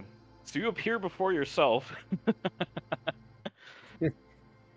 You appear before yourself, and also the rest of the group. The mage seems unfazed. Are you guys used to this kind of thing, or? It's I raise an expected. eyebrow. I raise a reptilian eyebrow at this. Welcome back to a couple of hours ago. Oh yeah, and my companion obviously greets him. Hello, Kronus number 2. What have you come back in time for? I have something to tell you. What you are going to receive is a empty box. The mage that is going to be with the smuggler is going to hide the original box. So I guess I will have to assist you all in properly finding the real prisoner. Because Now there are two of them.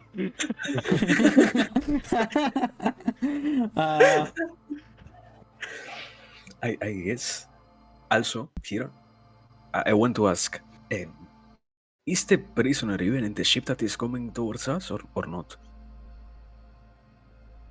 So the ship, I think you said right before they arrived, and that discussion was happening as that was occurring. You feel you sense that the prisoner is arrived. Yeah, I'm Okay. saying it already. The prisoner is arriving with the ship. Okay, but we know that he also is imprisoned, so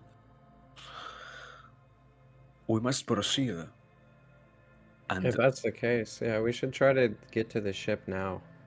yes, it will be a problem because we don't know what that mage does, and you certainly weren't there. He's a prodigy, it was said, so it will take quite a lot of strength from the three of us to probably control that mage. So we might have to deal with that one problem. But the first and foremost thing is to find the real box containing the prisoner, because he is still imprisoned. So, what do we move? We go there? Very well. How long do we have until this ship arrives? Where exactly is the ship? You hear the screeching of the atmosphere breaking as the ship is descending down. There it is. Very well. Kronus, if you will, you could invade that ship while we deal with the guys outside.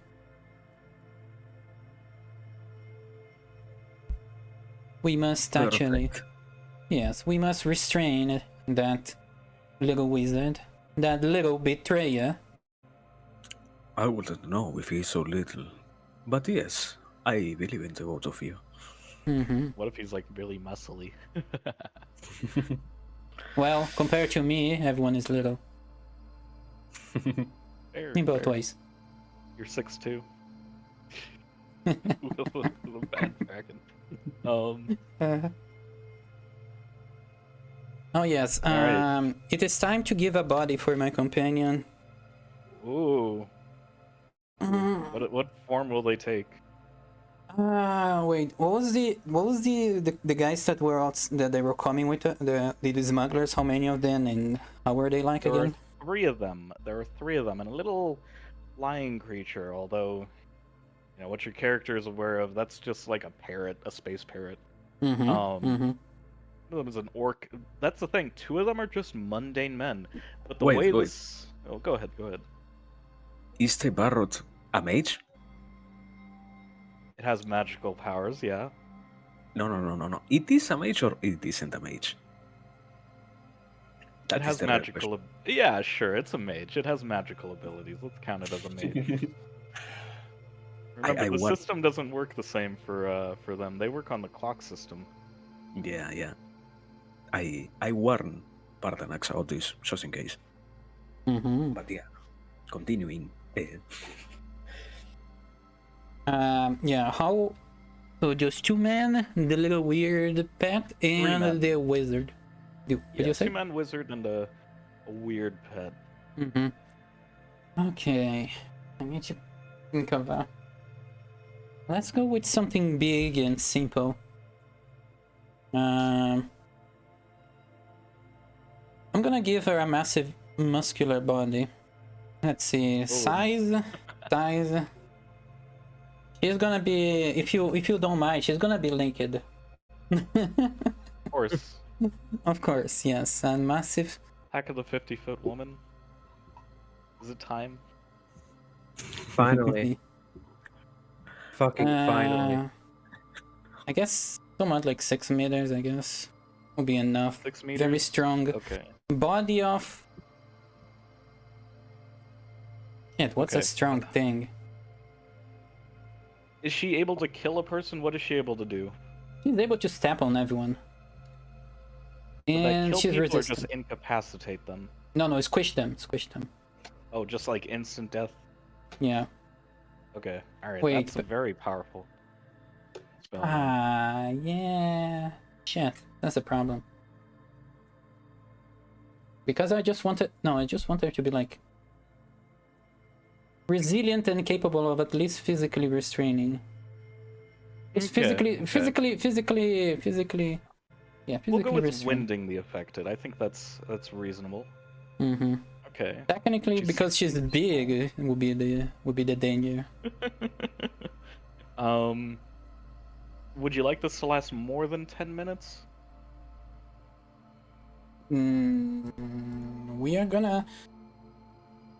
just gonna fight and restrain people. It should not last more than 10 minutes. By 10 minutes, we should be able to have something else. Okay. Just a quick. Alright, so this will be 7 dice. 76. Jesus Christ. I told Wait, you, you're pretty powerful. Also, You get 1 ascendancy. Ooh, nice. 6 there. Yeah. 1 ask. And then 1, 2, 3 flux. Did you have 2 defiance? What did you have? 3 What did defiance. you have? You had 3 defiance exactly? Yeah. Okay, so your spell goes off without a hit. Yeah. How was it? How As, was it supposed to be like her again? The What's up? size of her? The size of her again? What did we say? 6 meters. 6 meters. Oh yes. This is big. Yeah. Big nigga go. Yeah. So she grows as sinew and flesh and muscle form around her, the skin eventually enveloping her system, her rippling abs and thick biceps glistening under the desert sun as she stands by her side. And she's gonna be just chocolate color. Very tan. What's her hair like? I need to know that. I'm a hair guy. Hair. What am I feeling like? I guess short blonde hair. Ooh, short blonde hair. Yeah. Very dark skin. This is content. This is exactly what. Yeah, she's standing there. I am at your service. Very well. If Arris has any spell to add, we shall move on. I guess let's just move on. I mean, I don't think I have anything really to add here. You'll Alright. move in the moment. Yeah, let's go for it. Yeah. Okay. I'm deciding if I want to put on the dark ambient or the drum and bass. I think this is a drum and bass moment. This is definitely a drum and bass moment. Here we go. It's But I would say that for sure if it wasn't. So. Alright. Give our friend a moment here to adjust. Por favor. Do I gotta skip you? What do I gotta do? That's I gotta skip him. Okay. Alright, give me 1 second. Beep. Alright. So you you 3 start to make your way over to the ship. What the hell is your name? Kronus is remaining hidden. I know, right? Oh yeah. What is it? I forgot your waifu's name. Is it Parthi? Piranha. Piranha, excuse me. He's like dead man sprinting over. Yeah. Looks like they figured out what we got going on. And she's gonna Right. be very polite in her warning. Resist and die. Resist and die. A very polite tone. Thomas, get back to the ship. Get main sequences started. Wait. Can I throw right now on a spell? Yeah. Before? Okay. Yeah. Aimed at that guy. He becomes a baby. Okay. He's gonna Oh become god, a just going baby. hard. You are a bit far away from him, alright? So we're gonna add some dice for that. Let's see. Dice. I think you're pretty far away. We're gonna go 3 dice for your distance.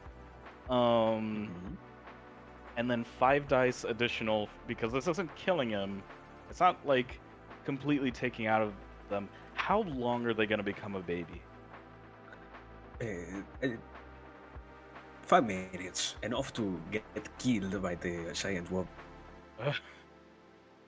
This giant woman is not strong enough to kill them, just restrain them. Alright, so let's see.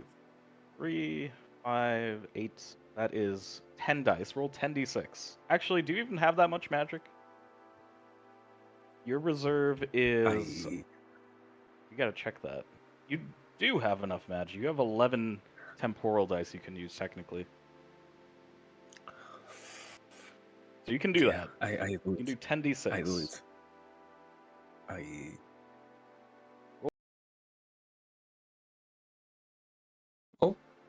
10d6. 10d6 to turn this guy into a baby. Bump our jams.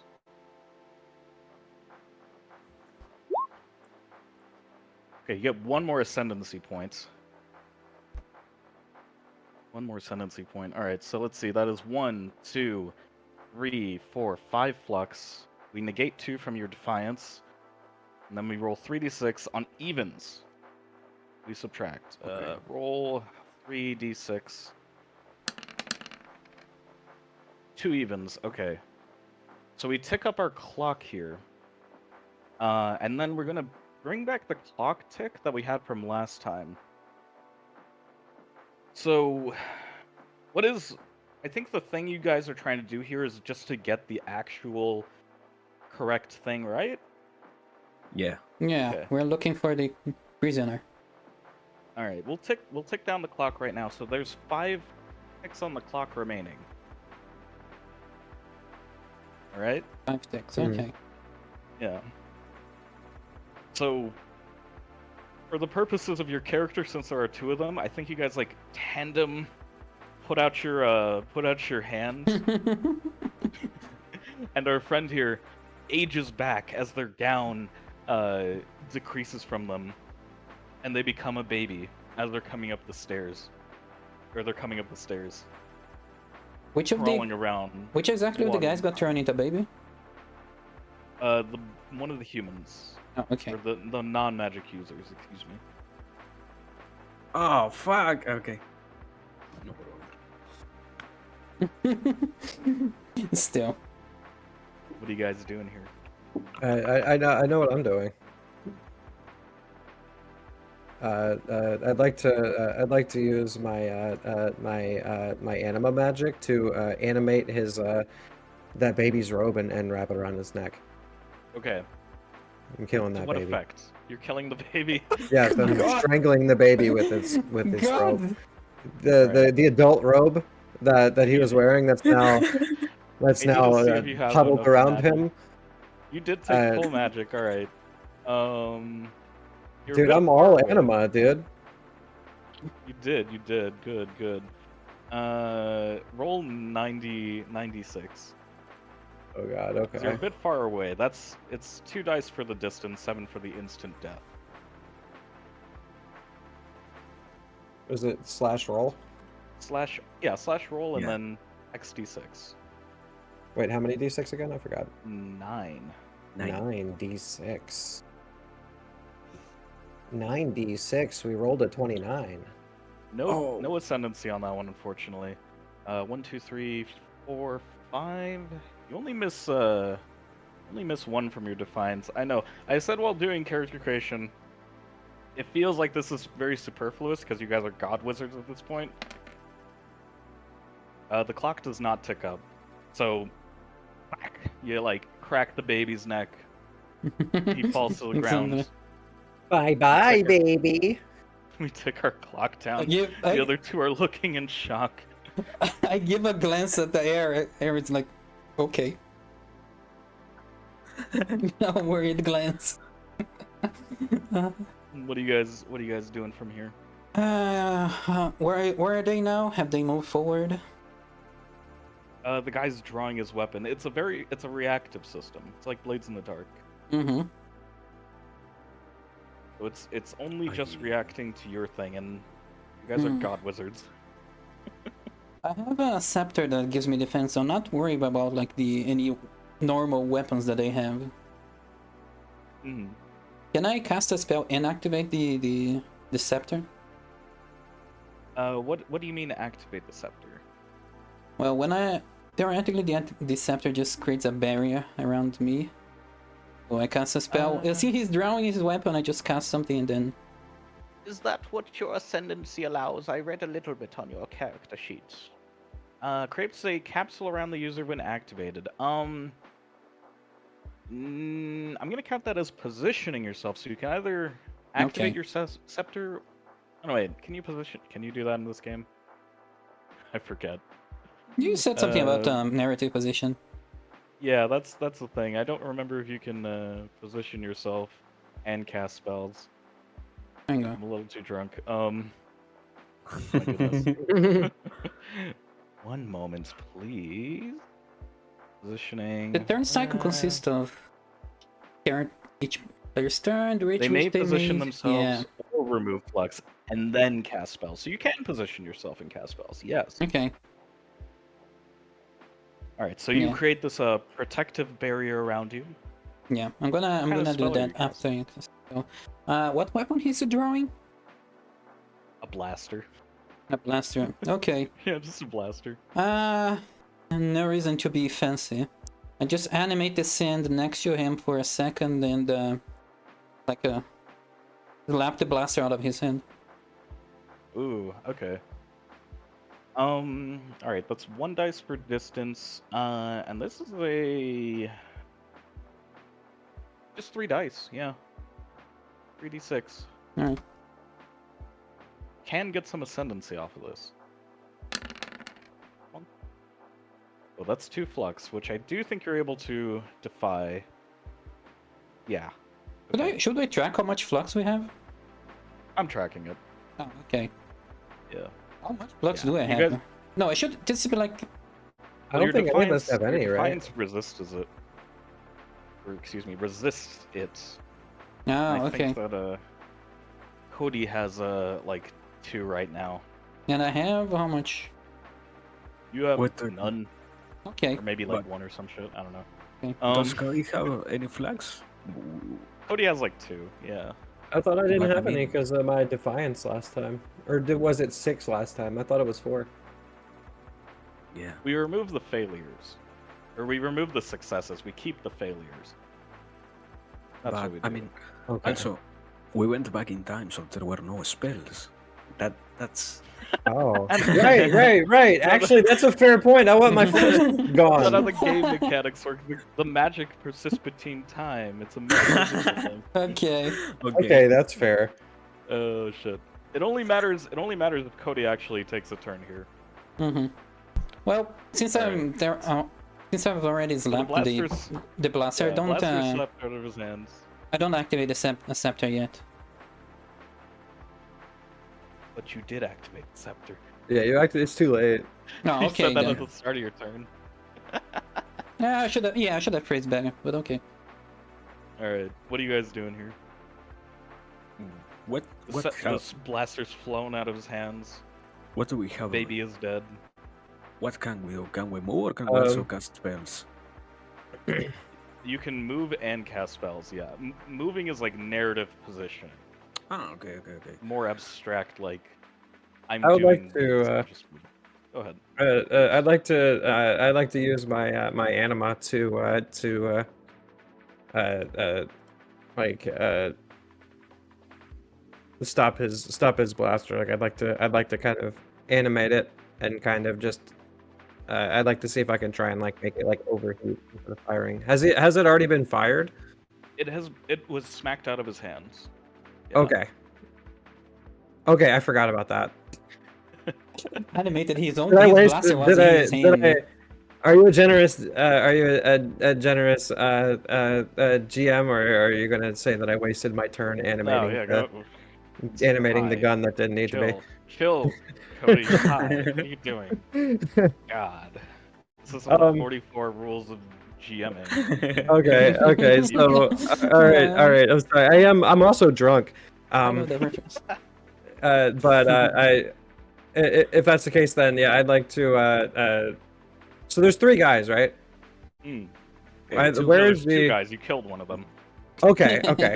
All right. So I'm gonna try and do the same thing I kind of did to the baby to this guy. I'd like to try and like animate his robes and make his robes strangle him. Okay. That's another 96. Yes. You're doing it to the wizard specifically. Yeah. Okay. Yeah, 96. Fucking go. How long until Farana reaches him? She's within a reasonable narrative position. That was a terrible roll. Yeah, it was. I've been rolling bad. 1, 2, 3, 4, 5, 6 plus 2. Okay. All right. We're gonna roll 8d6. So in this context, your spell will succeed and you will kill this guy, but we need to see what happens from the flux feedback. All right. So on each of the evens, that will increase the danger of the situation. What do we got? We got 1 even, 2 evens. All right, so the clock is going to tick up. That's what's going to happen. Clock ticks up. Flip. I don't think we assign harm here. Just two clocks. I think we can say your next turn spell require an additional die. Okay. All right, but your flux did go up to 8. We removed 6, so you have 6 flux right now. Yeah. How much flux is dangerous? I mean, it's just going to keep building up. Each time he casts a spell moving forward, we're going to add that 6, and then if no flux gets removed, then we're going to keep adding it. Well, he can spend a turn to remove the flux, I guess. With his... what's it called? The clock is at 2, though. So things aren't too bad. The maximum is 5, right, of the clock? No, it could increase the maximum if that's what narratively looks like it should happen. Okay. It was at 5. It was at 5 to begin with. We increased it by 1. Now you guys are back down to 2. Okay. So the wizard is like completely choked out. Their turban unravels, goes around their neck. Not only is their clothing purple, but now their face is purple as well. Nice. And they die. Yay! Wow, we are together, guys. The orc is like scrambling, trying to get back onto the to the ship. All right. Is it time for Farana to just grab him and restrain him? Yeah, I think she can do that. She has that ability. You cast the spell before. This orc's days are numbered. You do have to cast actual spells to increase the clock, though. Or do something that. Is there anyone else in the ship? Resolution. You guys go to search it, and it looks empty. Pretty unkept, all things considered. Kronus, did you not say that? Yeah, that the box was here. The prisoner was in here. You don't see the prisoner is in the ship, right? Yes. I'll give you your omniscience. They're hidden between a false panel. Okay. That's easier. We Kick go the there. clock down by I one. opened that space. Oh, Kronus retrieves the box.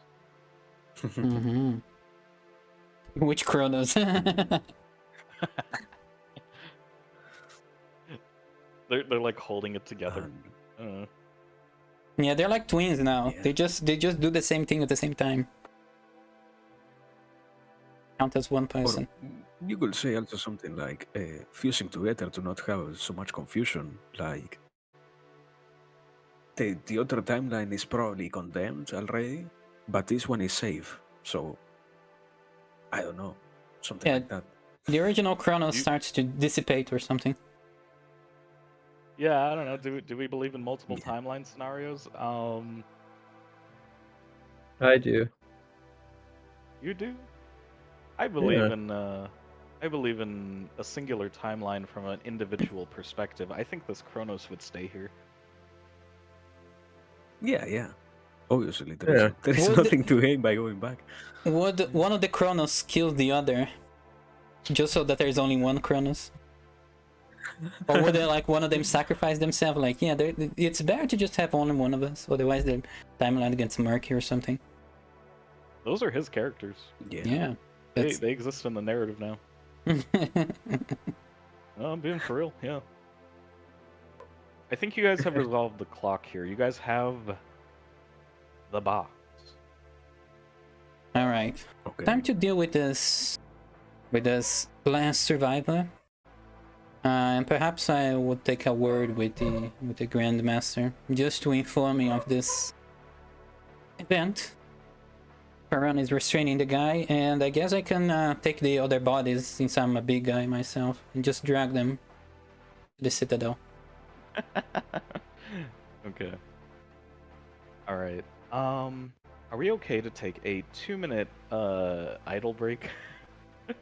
Always. Yeah, I gotta take a squirt. So Oh, you're Oh my so God. you're right. All right, hang on. Where is it? Is it this thing? Yeah, we'll be right back. All right. We're taking our idle break. I hope everyone's been enjoying.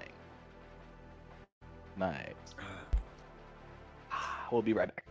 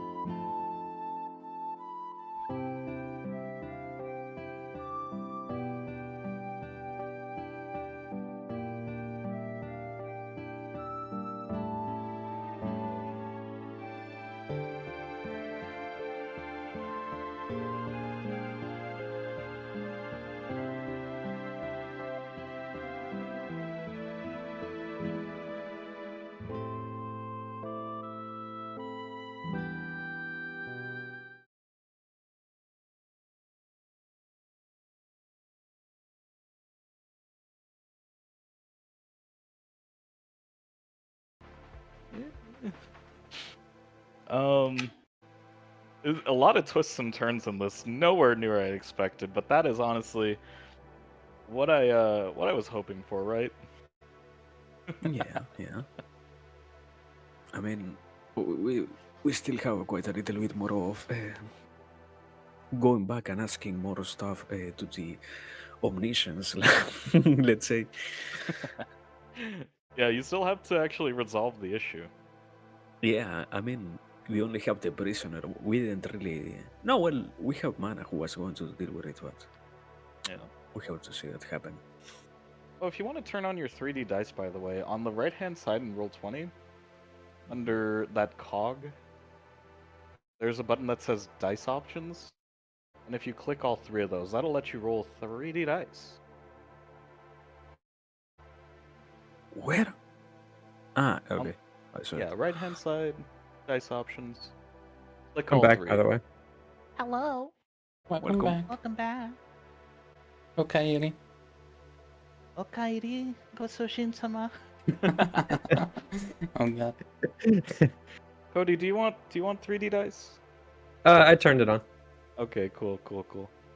I followed the Great. instructions that fucking Tupo couldn't follow. You rude. Okay, it works. Whatever. Whatever. Okay, we're all back. Yeah, you guys have the prisoner now. Congratulations. We did it, guys. Yay! We killed the baby, Okay. but yay! We had to kill a baby to do it, but we got the prisoner back. And I think the funniest thing is we didn't really need to kill a baby, but But who knows? That baby Ever could need have to kill a baby? the I baby could have grabbed neutralized the threat. blaster. The baby could have grabbed the blaster. you never know. But well, Swung the sword at us. You never know. so I explained to both of them the situation and what we ended up understanding last time, and from there, I tell Parthuniix what was his plan before, and if he believes he is capable of doing it now. My face lights up.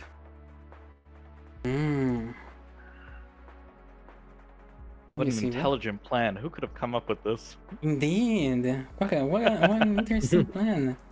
My god. Parthuniix, you're a genius. I mean, old Parthuniix, not me. Well, I am a genius, but still, old Parthuniix is also a genius. Crazy to think future self is the older version. Yeah, technically he was further in the future. So, are you going to do it?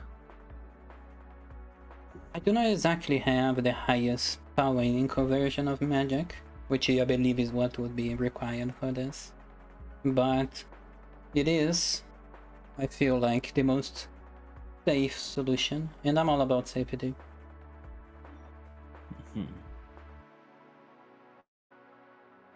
So, do we leave you to it? Do you need something from us? Yeah, Well- what the fuck you guys doing? Can always explore together the corpse itself, but I wish to just give the prisoner and the corpses to the Grandmaster Oh, before we begin. okay. I mean, one of the corpses is his protege, so might as well give him in Yeah. that. Yeah, let's bring him the corpse. Okay. The strangled Alright, corpse. Let's move into this scenario. As you return to the Citadel, The fuck? you see the Grandmaster there slumped in his chair. The Geostari, who you've run into a couple of times, standing, arms outstretched, the wind blowing through the windows.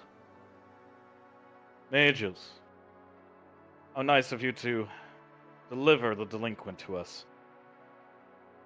I'll be taking that off your hands now.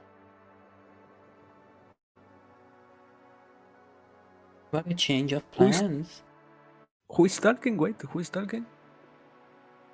The four-armed being that you've run into a couple of times. This Okay. dickhead. Is the older mage alive? He is breathing profusely. He seems weak. Is this from our guide a good guy? Oh, I'm sorry, what? Is he a good guy? The four-armed guy? It does look Oh, very that's menacing. Okay, your omniscience tells you he seems to have lust for power. Mm-hmm. We I refuse think to give you. fucking kill this guy. Yeah. We have been betrayed once already. You have one chance to explain yourself why the change of plans before we eliminate you two. You know how old I am? He appears to you very young, and he says, I'm over 500 years old. I've used my ascendancy to gain heights of power that I never dreamed of in my youth. I will become the Lord of Lords, and I will rule this galaxy. I will rule the meta-ether, this universe, this reality. Thank you for making it simple. I cast a spell. Hang on.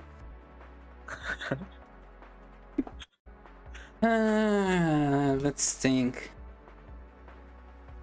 We're ticking this clock up to 4. Yeah.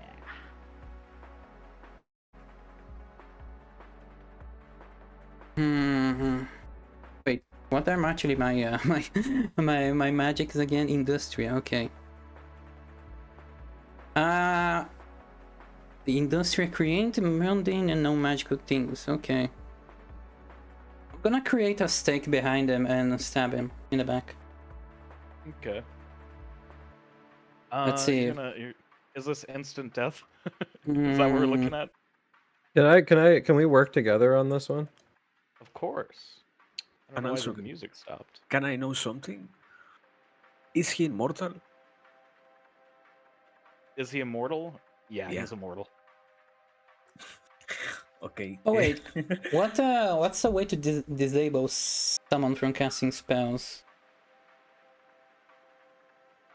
How do they like? Use your magical ability. Come up with the way to do that. That's the way to do it. I think I have an idea. But can anima modify living things, or is it only like? It's only on living things. Yep, into unliving things. Look at you, you read the book. Yeah, I mean, I am observing, but I can use conversion on living things. At the very least, I can do that. Yes. Conversion is specifically for everything. You can convert living things to elemental makeup or... And how does that work? Is it eternal? Can we... Describe your spell to me. We'll determine from there. Okay. I transform the immortal guy into a cube of ice. Into a what of ice? A cube of ice. Well, okay, you're just gonna make him like you're gonna nitroglycerin a la Terminator 2. No. He becomes ice. He doesn't get frozen. He becomes ice. Yeah. Sorry, I just like Terminator 2. Okay. All right. I think that still is in the instant death category. I know he's immortal, but that's the way this this clock tick thing works. All right, that's instantaneous effect within the size of a room. What is your conversion at? What is your conversion at? It is 3, and you have 6 reserves, so you can cast that spell. It's 8d6. What? Ah, okay. 86. 8d6, yeah.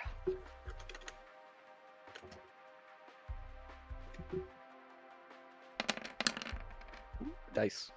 Alright, you get 1 more ascension points. And you generate 1, 2, 3 flux. I'm gonna roll 1d6. See if that affects you. Roll 1d6. Alright, that does create a feedback. Alright, what do we want to do? Do we want to do some harm? I want to do some harm. Or we could increase the clock by 1. I think we'll increase the clock by 1. Okay, so we've made this guy immortal.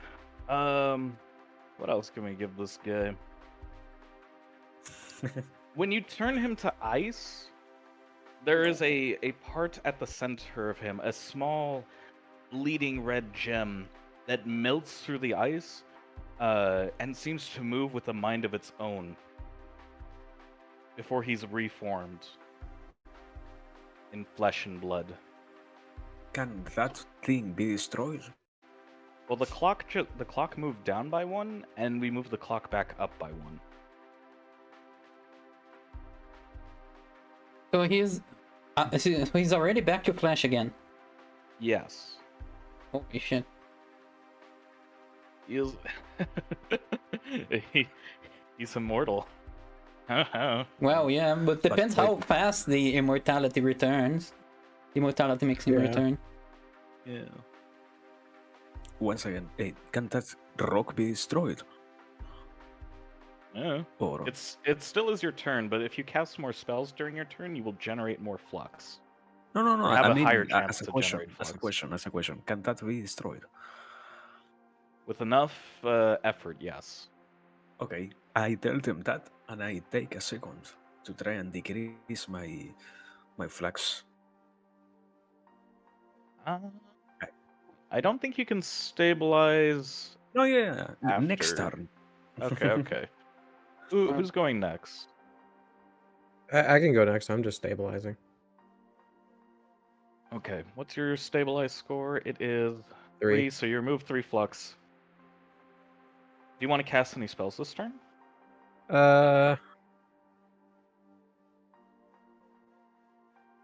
Let me think. I think I'm just gonna do what I've been doing. I'm gonna try and animate his clothing, and use that to kind of like hold him in place at least. Okay, you're just restraining him. All right.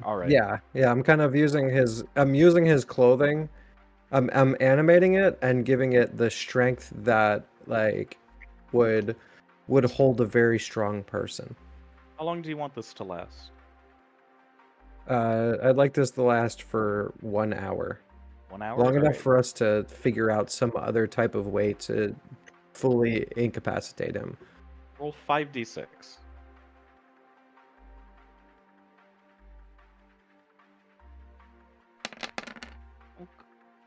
Oh, ascendancy. 3 flux, and your defiance is large enough that you negate the effect.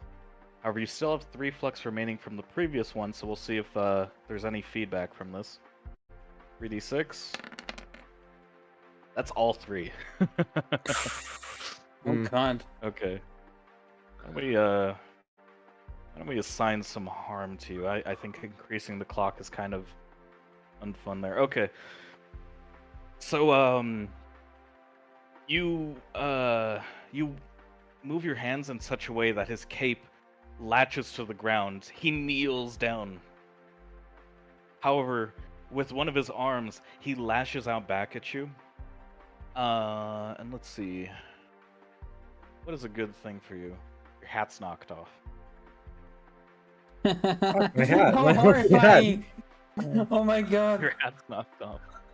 Friends, Revealing. my Tim Pool beanie has been ripped from my head. Yeah. The humiliation is the harm that you take. So you have 1 harm on track 1. Fuck. There we go. His mind is about to break. Alright, we'll also decrease the clock by 1. And what are you doing here? I was gonna do the stake. I think I'll just continue with it. With the stake on the... Instead of killing him, I'm gonna go for the neck. So... help disable him, continue helping disable him. Meanwhile, I'll also tell Wait. I tell Parthuniix about the rock that needs to be destroyed, just in case. I don't know what. But I don't. Yeah, so. I don't think I can actually just immediately find a way to destroy the rock yet. So I'm gonna go with the stake at the back. Conjure a stake that stabs in the back at the spine. To sever his connection to the rest of his body. Roll 76. At the same time, I want to tell Farana to check on the Grandmaster and interrogate them for whatever is going on here. 76. Is that what you said? 76? Yes, sir. No ascendancy. All right, that is a lot of feedback, or a lot of flux. 1, 2, 3, 4, 4. All right, and your defiance, I think it was 4, or was it 3? 3. 3. Okay, so you get 1. We'll let her interrogate the person as she floats over, or not floats over. She steps over in her nude giantess form, holding him. It was supposed to be like 10 minutes. Oh, it was 10 minutes. Okay, she's just a crystal brain again. Sorry, I enjoyed the image. Yeah. Yeah, I'll make her a new body soon. The order is broken. Honor of mages is no more. He's poisoned me. Alright. Mm-hmm. Wait, I asked him how long has it been since you had been. Have been what? Since you had been poisoned? Your omniscience tells you it was really relatively recently. Okay. You have 1 failure on this, so your next spell will require an additional die. Me? Yes. Okay. Plus 1 die. Alright. 1 die. Alright. Can Clock I- ticks down 2. Can I make a spell or? Yeah, that's how this works. Well, Can the I dude try should to be go back in immobilized time? at the ground. Just his head can speak and see. That's, unless his immortality kicks in. Yeah, no. I want to move back in time the poison from the body of the headmaster. That's what. I see. What I do. Okay. Time that much, and then you're gonna go back in time. Well, so you'll need 1 spell to go back in time, which is 3 dice. No. I 3d6. mean, only the poison. That's the only thing we are focusing, not myself completely. Yeah. Okay. No. Okay. So you're trying to time travel the poison like out of his system. Yeah. Okay. Let's use the harm system for that. What would this be? This is not rendering him to a coma. This is putting him significant disability. Yeah, significant disability. 8d6.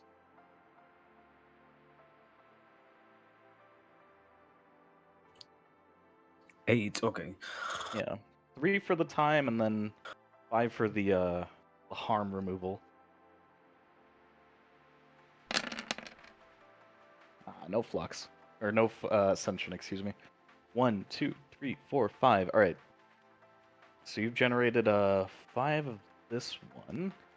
So completely focusing on every debilitating part of his system, you undo the poisoning effect as he is alleviated of his poison. All right, and then we check for flux feedback. How many we get there? 1, 2, 3, 4, 5. Awesome. Cool. Do we want to give him harm? I think harm would be pretty funny. 5, yeah. We also will assign harm to you. So the poison travels back in time. However, the location at which he was poisoned was where you're standing now. And you take 1 harm from this. Alright, Tupo's got 1 harm. And Abri is missing his fucking hat. My hat. No. Poison.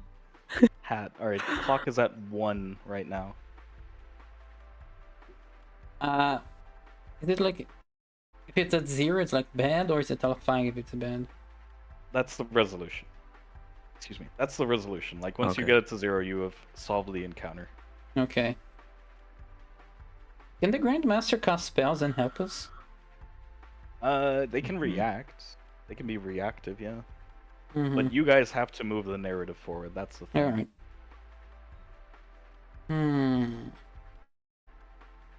I want to... Okay. Wait, was actually a turn, actually? You can still cast spells. It just would have a higher chance of generating flux. No, I'm just gonna wait until my turn. No need to rush yet. I'm patient. Would you like to do something Then- else, Tupo? No. Nothing else. Nothing else. Okay.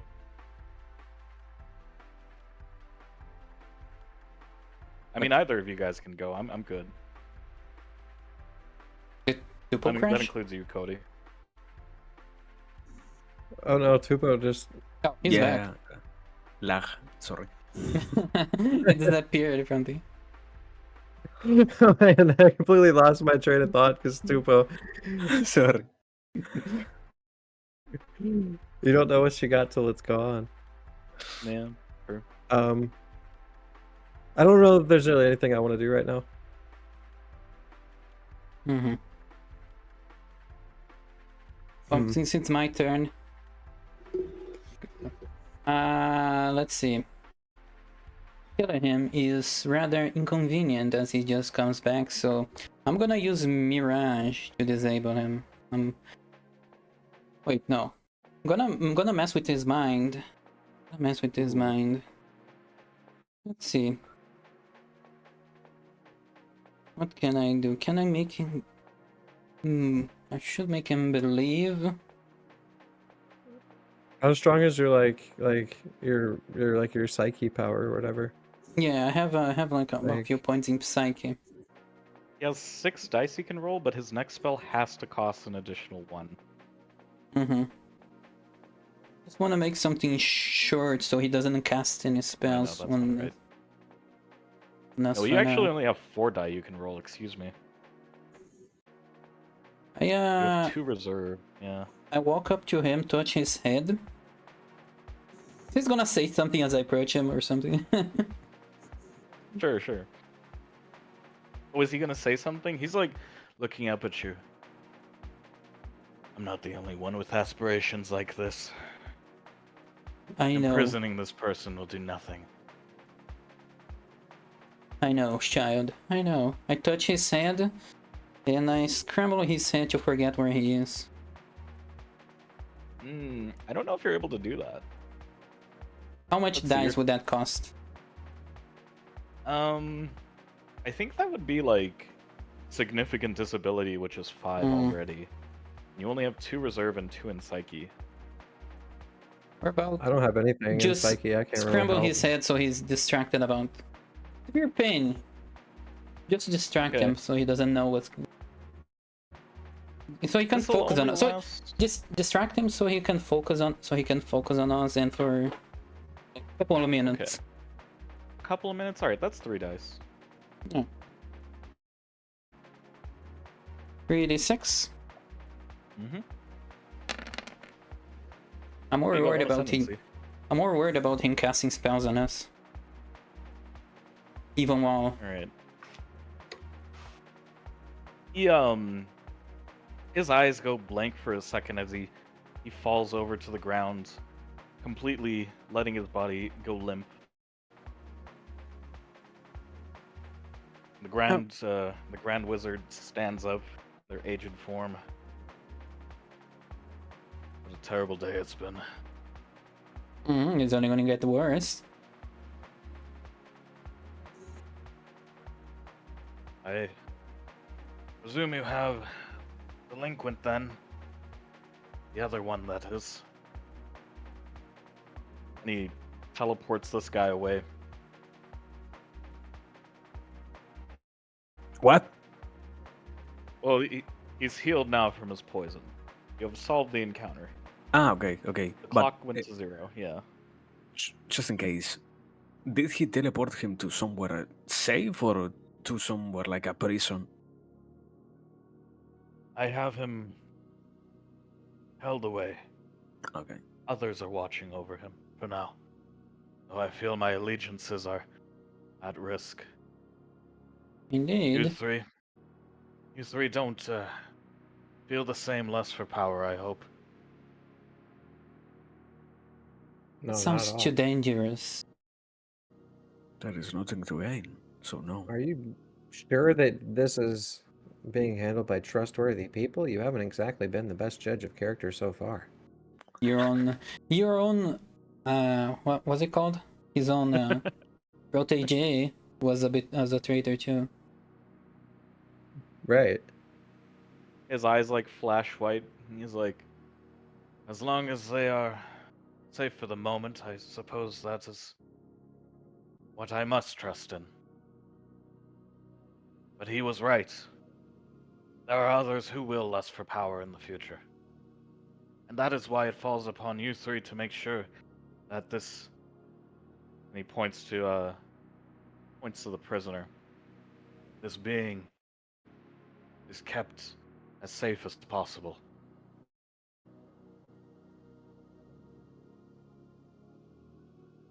And I think now it is my time to tell you something. Because what you wanted... Sorry, go ahead. Yeah, what you wanted us to do was quite useless. He was going to come back. This prison is unsafe, and he is going to break out of this. So, I believe you can understand that this is not the best idea what you had. That corpse is going to be consumed by whoever resides inside of it. And if we leave a prisoner inside of that, what do you think will happen? That he will become good. We needed to come tell you this because we're making some adjustments to your plan. So, I hope you don't mind. What is it you plan to do?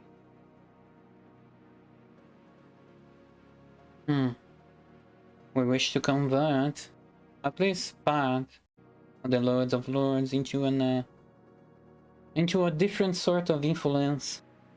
Something that will ensure that whoever comes out of it will have no grand designs, perhaps.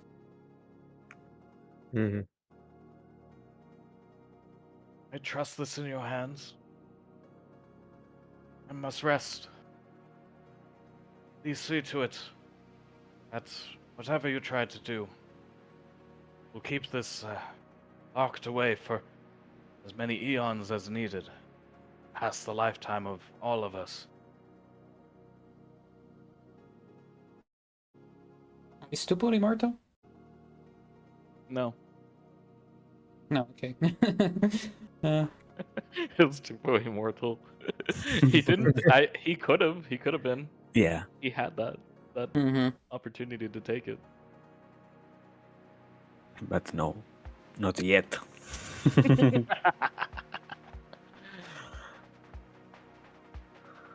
But well,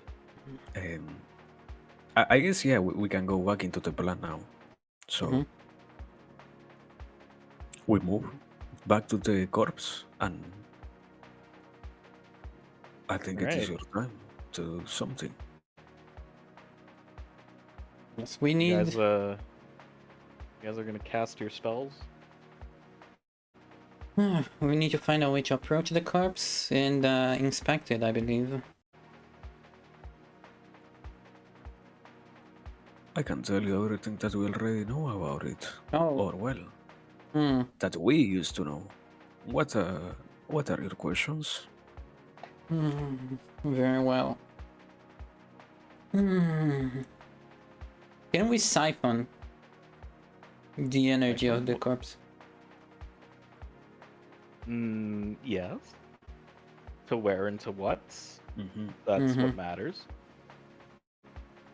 We don't need to make you consume the corpse in its entirety right now, immediately. Well, or do we? Because No. We could, for the prison, we could just siphon the energy slowly into the prisoner. The prisoner will last a long time, and when he comes out, he should be quote unquote reformed. The question is if others would interrupt the process.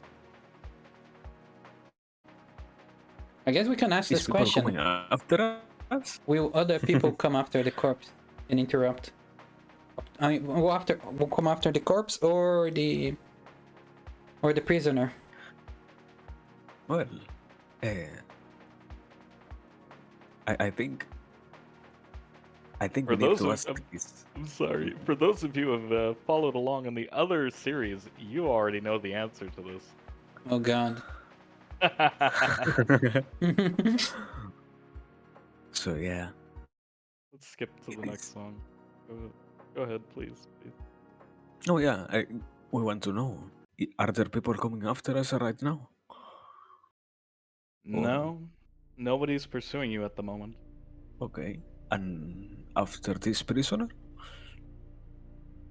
They are high-value targets.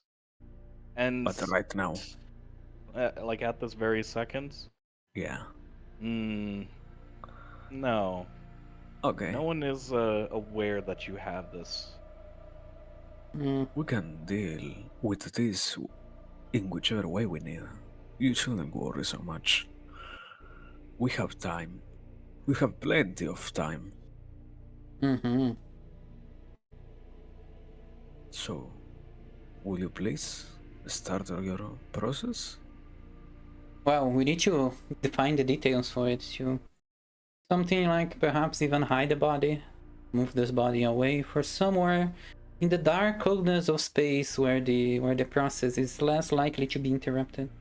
We could even turn this into a permanent prison facility. What do they call it? Readjustment, internment, Internment camp? An internment, yeah, but It's it's more turned of into a an internment camp. retraining. It's something along the lines of retraining camp. Like a re-education camp? Yeah, a re-education camp for Jesus immortals who are... Well, Yeah, let's get DCP on him. yeah, we need to find a way to deal with immortal beings who have delusions of grandeur. So they need a re-education camp in the coldness of space where nobody will where it's unlikely, not perfect, that someone will interrupt. So I guess is the time space is the temporal magic the thing that moves things in space, right? That is conversion. And that's the thing, you would combine your spells if you wanted to move things through space and time, like literal through time, I mean. Well, But moving into time would just help. teleport this, that's true. Yeah.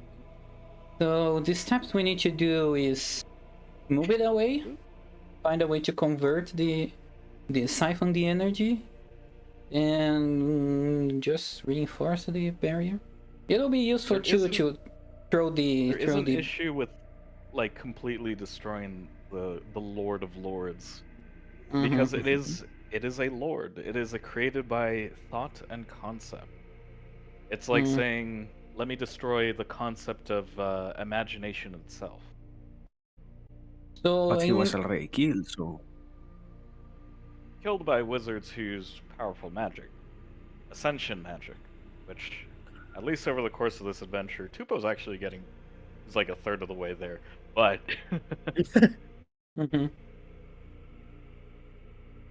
Well, moving the corpse away in a different time where nobody will know where it is aside from us is useful too. Yeah, that might be fair at this point.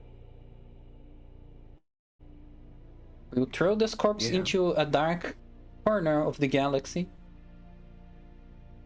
Can we imprison it as well? Make this something that's not accessible to anyone. Pocket space? Pocket space? Yeah, is that a thing we can do?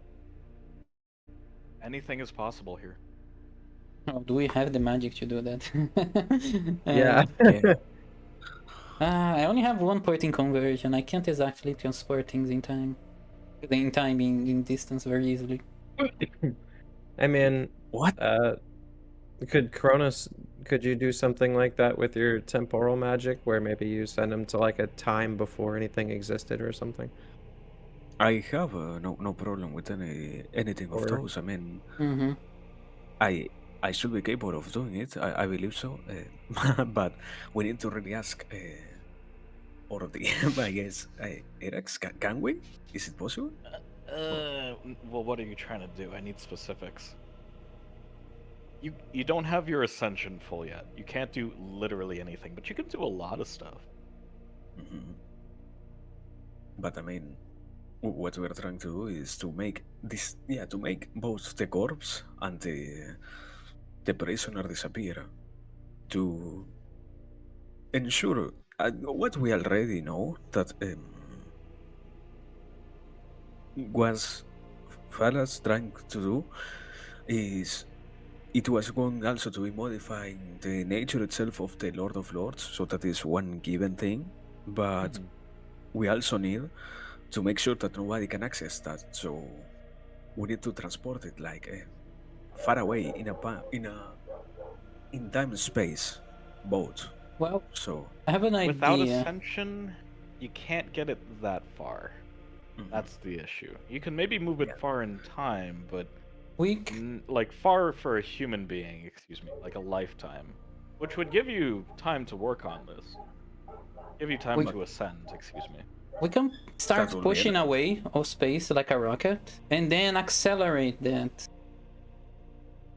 so it Oh, moves just like faster.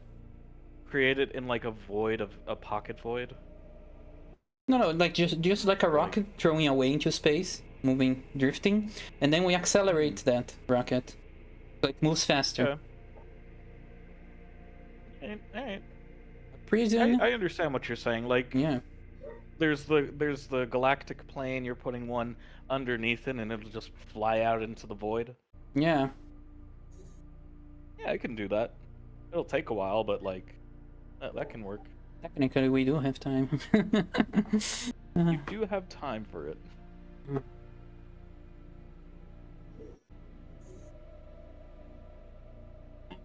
Do we actually Does that- gonna roll for this? No. I mostly want the details of your plan. So Mm-hmm. you're gonna send it out into the void of space, Yeah. and you're going to do what with the prisoner? What are you doing with the Well, prisoner here? the prisoner should be near the body. There just be just a way to convert that energy into instead of something that makes makes someone wants to be a lord himself, into someone who wants to be more docile. So it'll be a whole complex with the body, the conversion, and the prison for the prisoner. We can create. Conversion. It could be a I what? don't know if it'll be a whole conversion. I don't know if you have magic that'll last that long. Like, you'd have to come back to this in the future.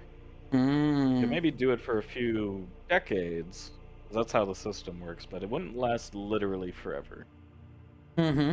I mean, until we figure out a proper solution, that's We enough. are mages. We have 2 mages with strong anima. We can create enough golems to keep us a warning of Okay. when we need to rebuild the eternal prison, the re-education camp. Let's rename it the re-education camp.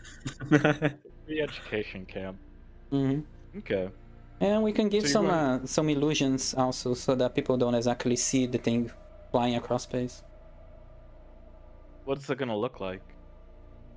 Well, we can be visible, just reflecting. It Or maybe a reflects comet. space itself?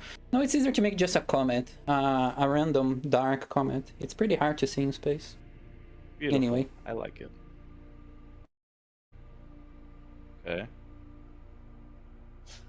Is there anything that Ari wants to contribute to the prison? I guess probably I'm just contributing my my anima magic towards it, right? I figure we were Yeah. all kind of pulling magic into this. Let me put it like this, Cody. We're 5,000 years in the past right now. This is a problem that will become a problem again. So, how do you contribute to solving the problem?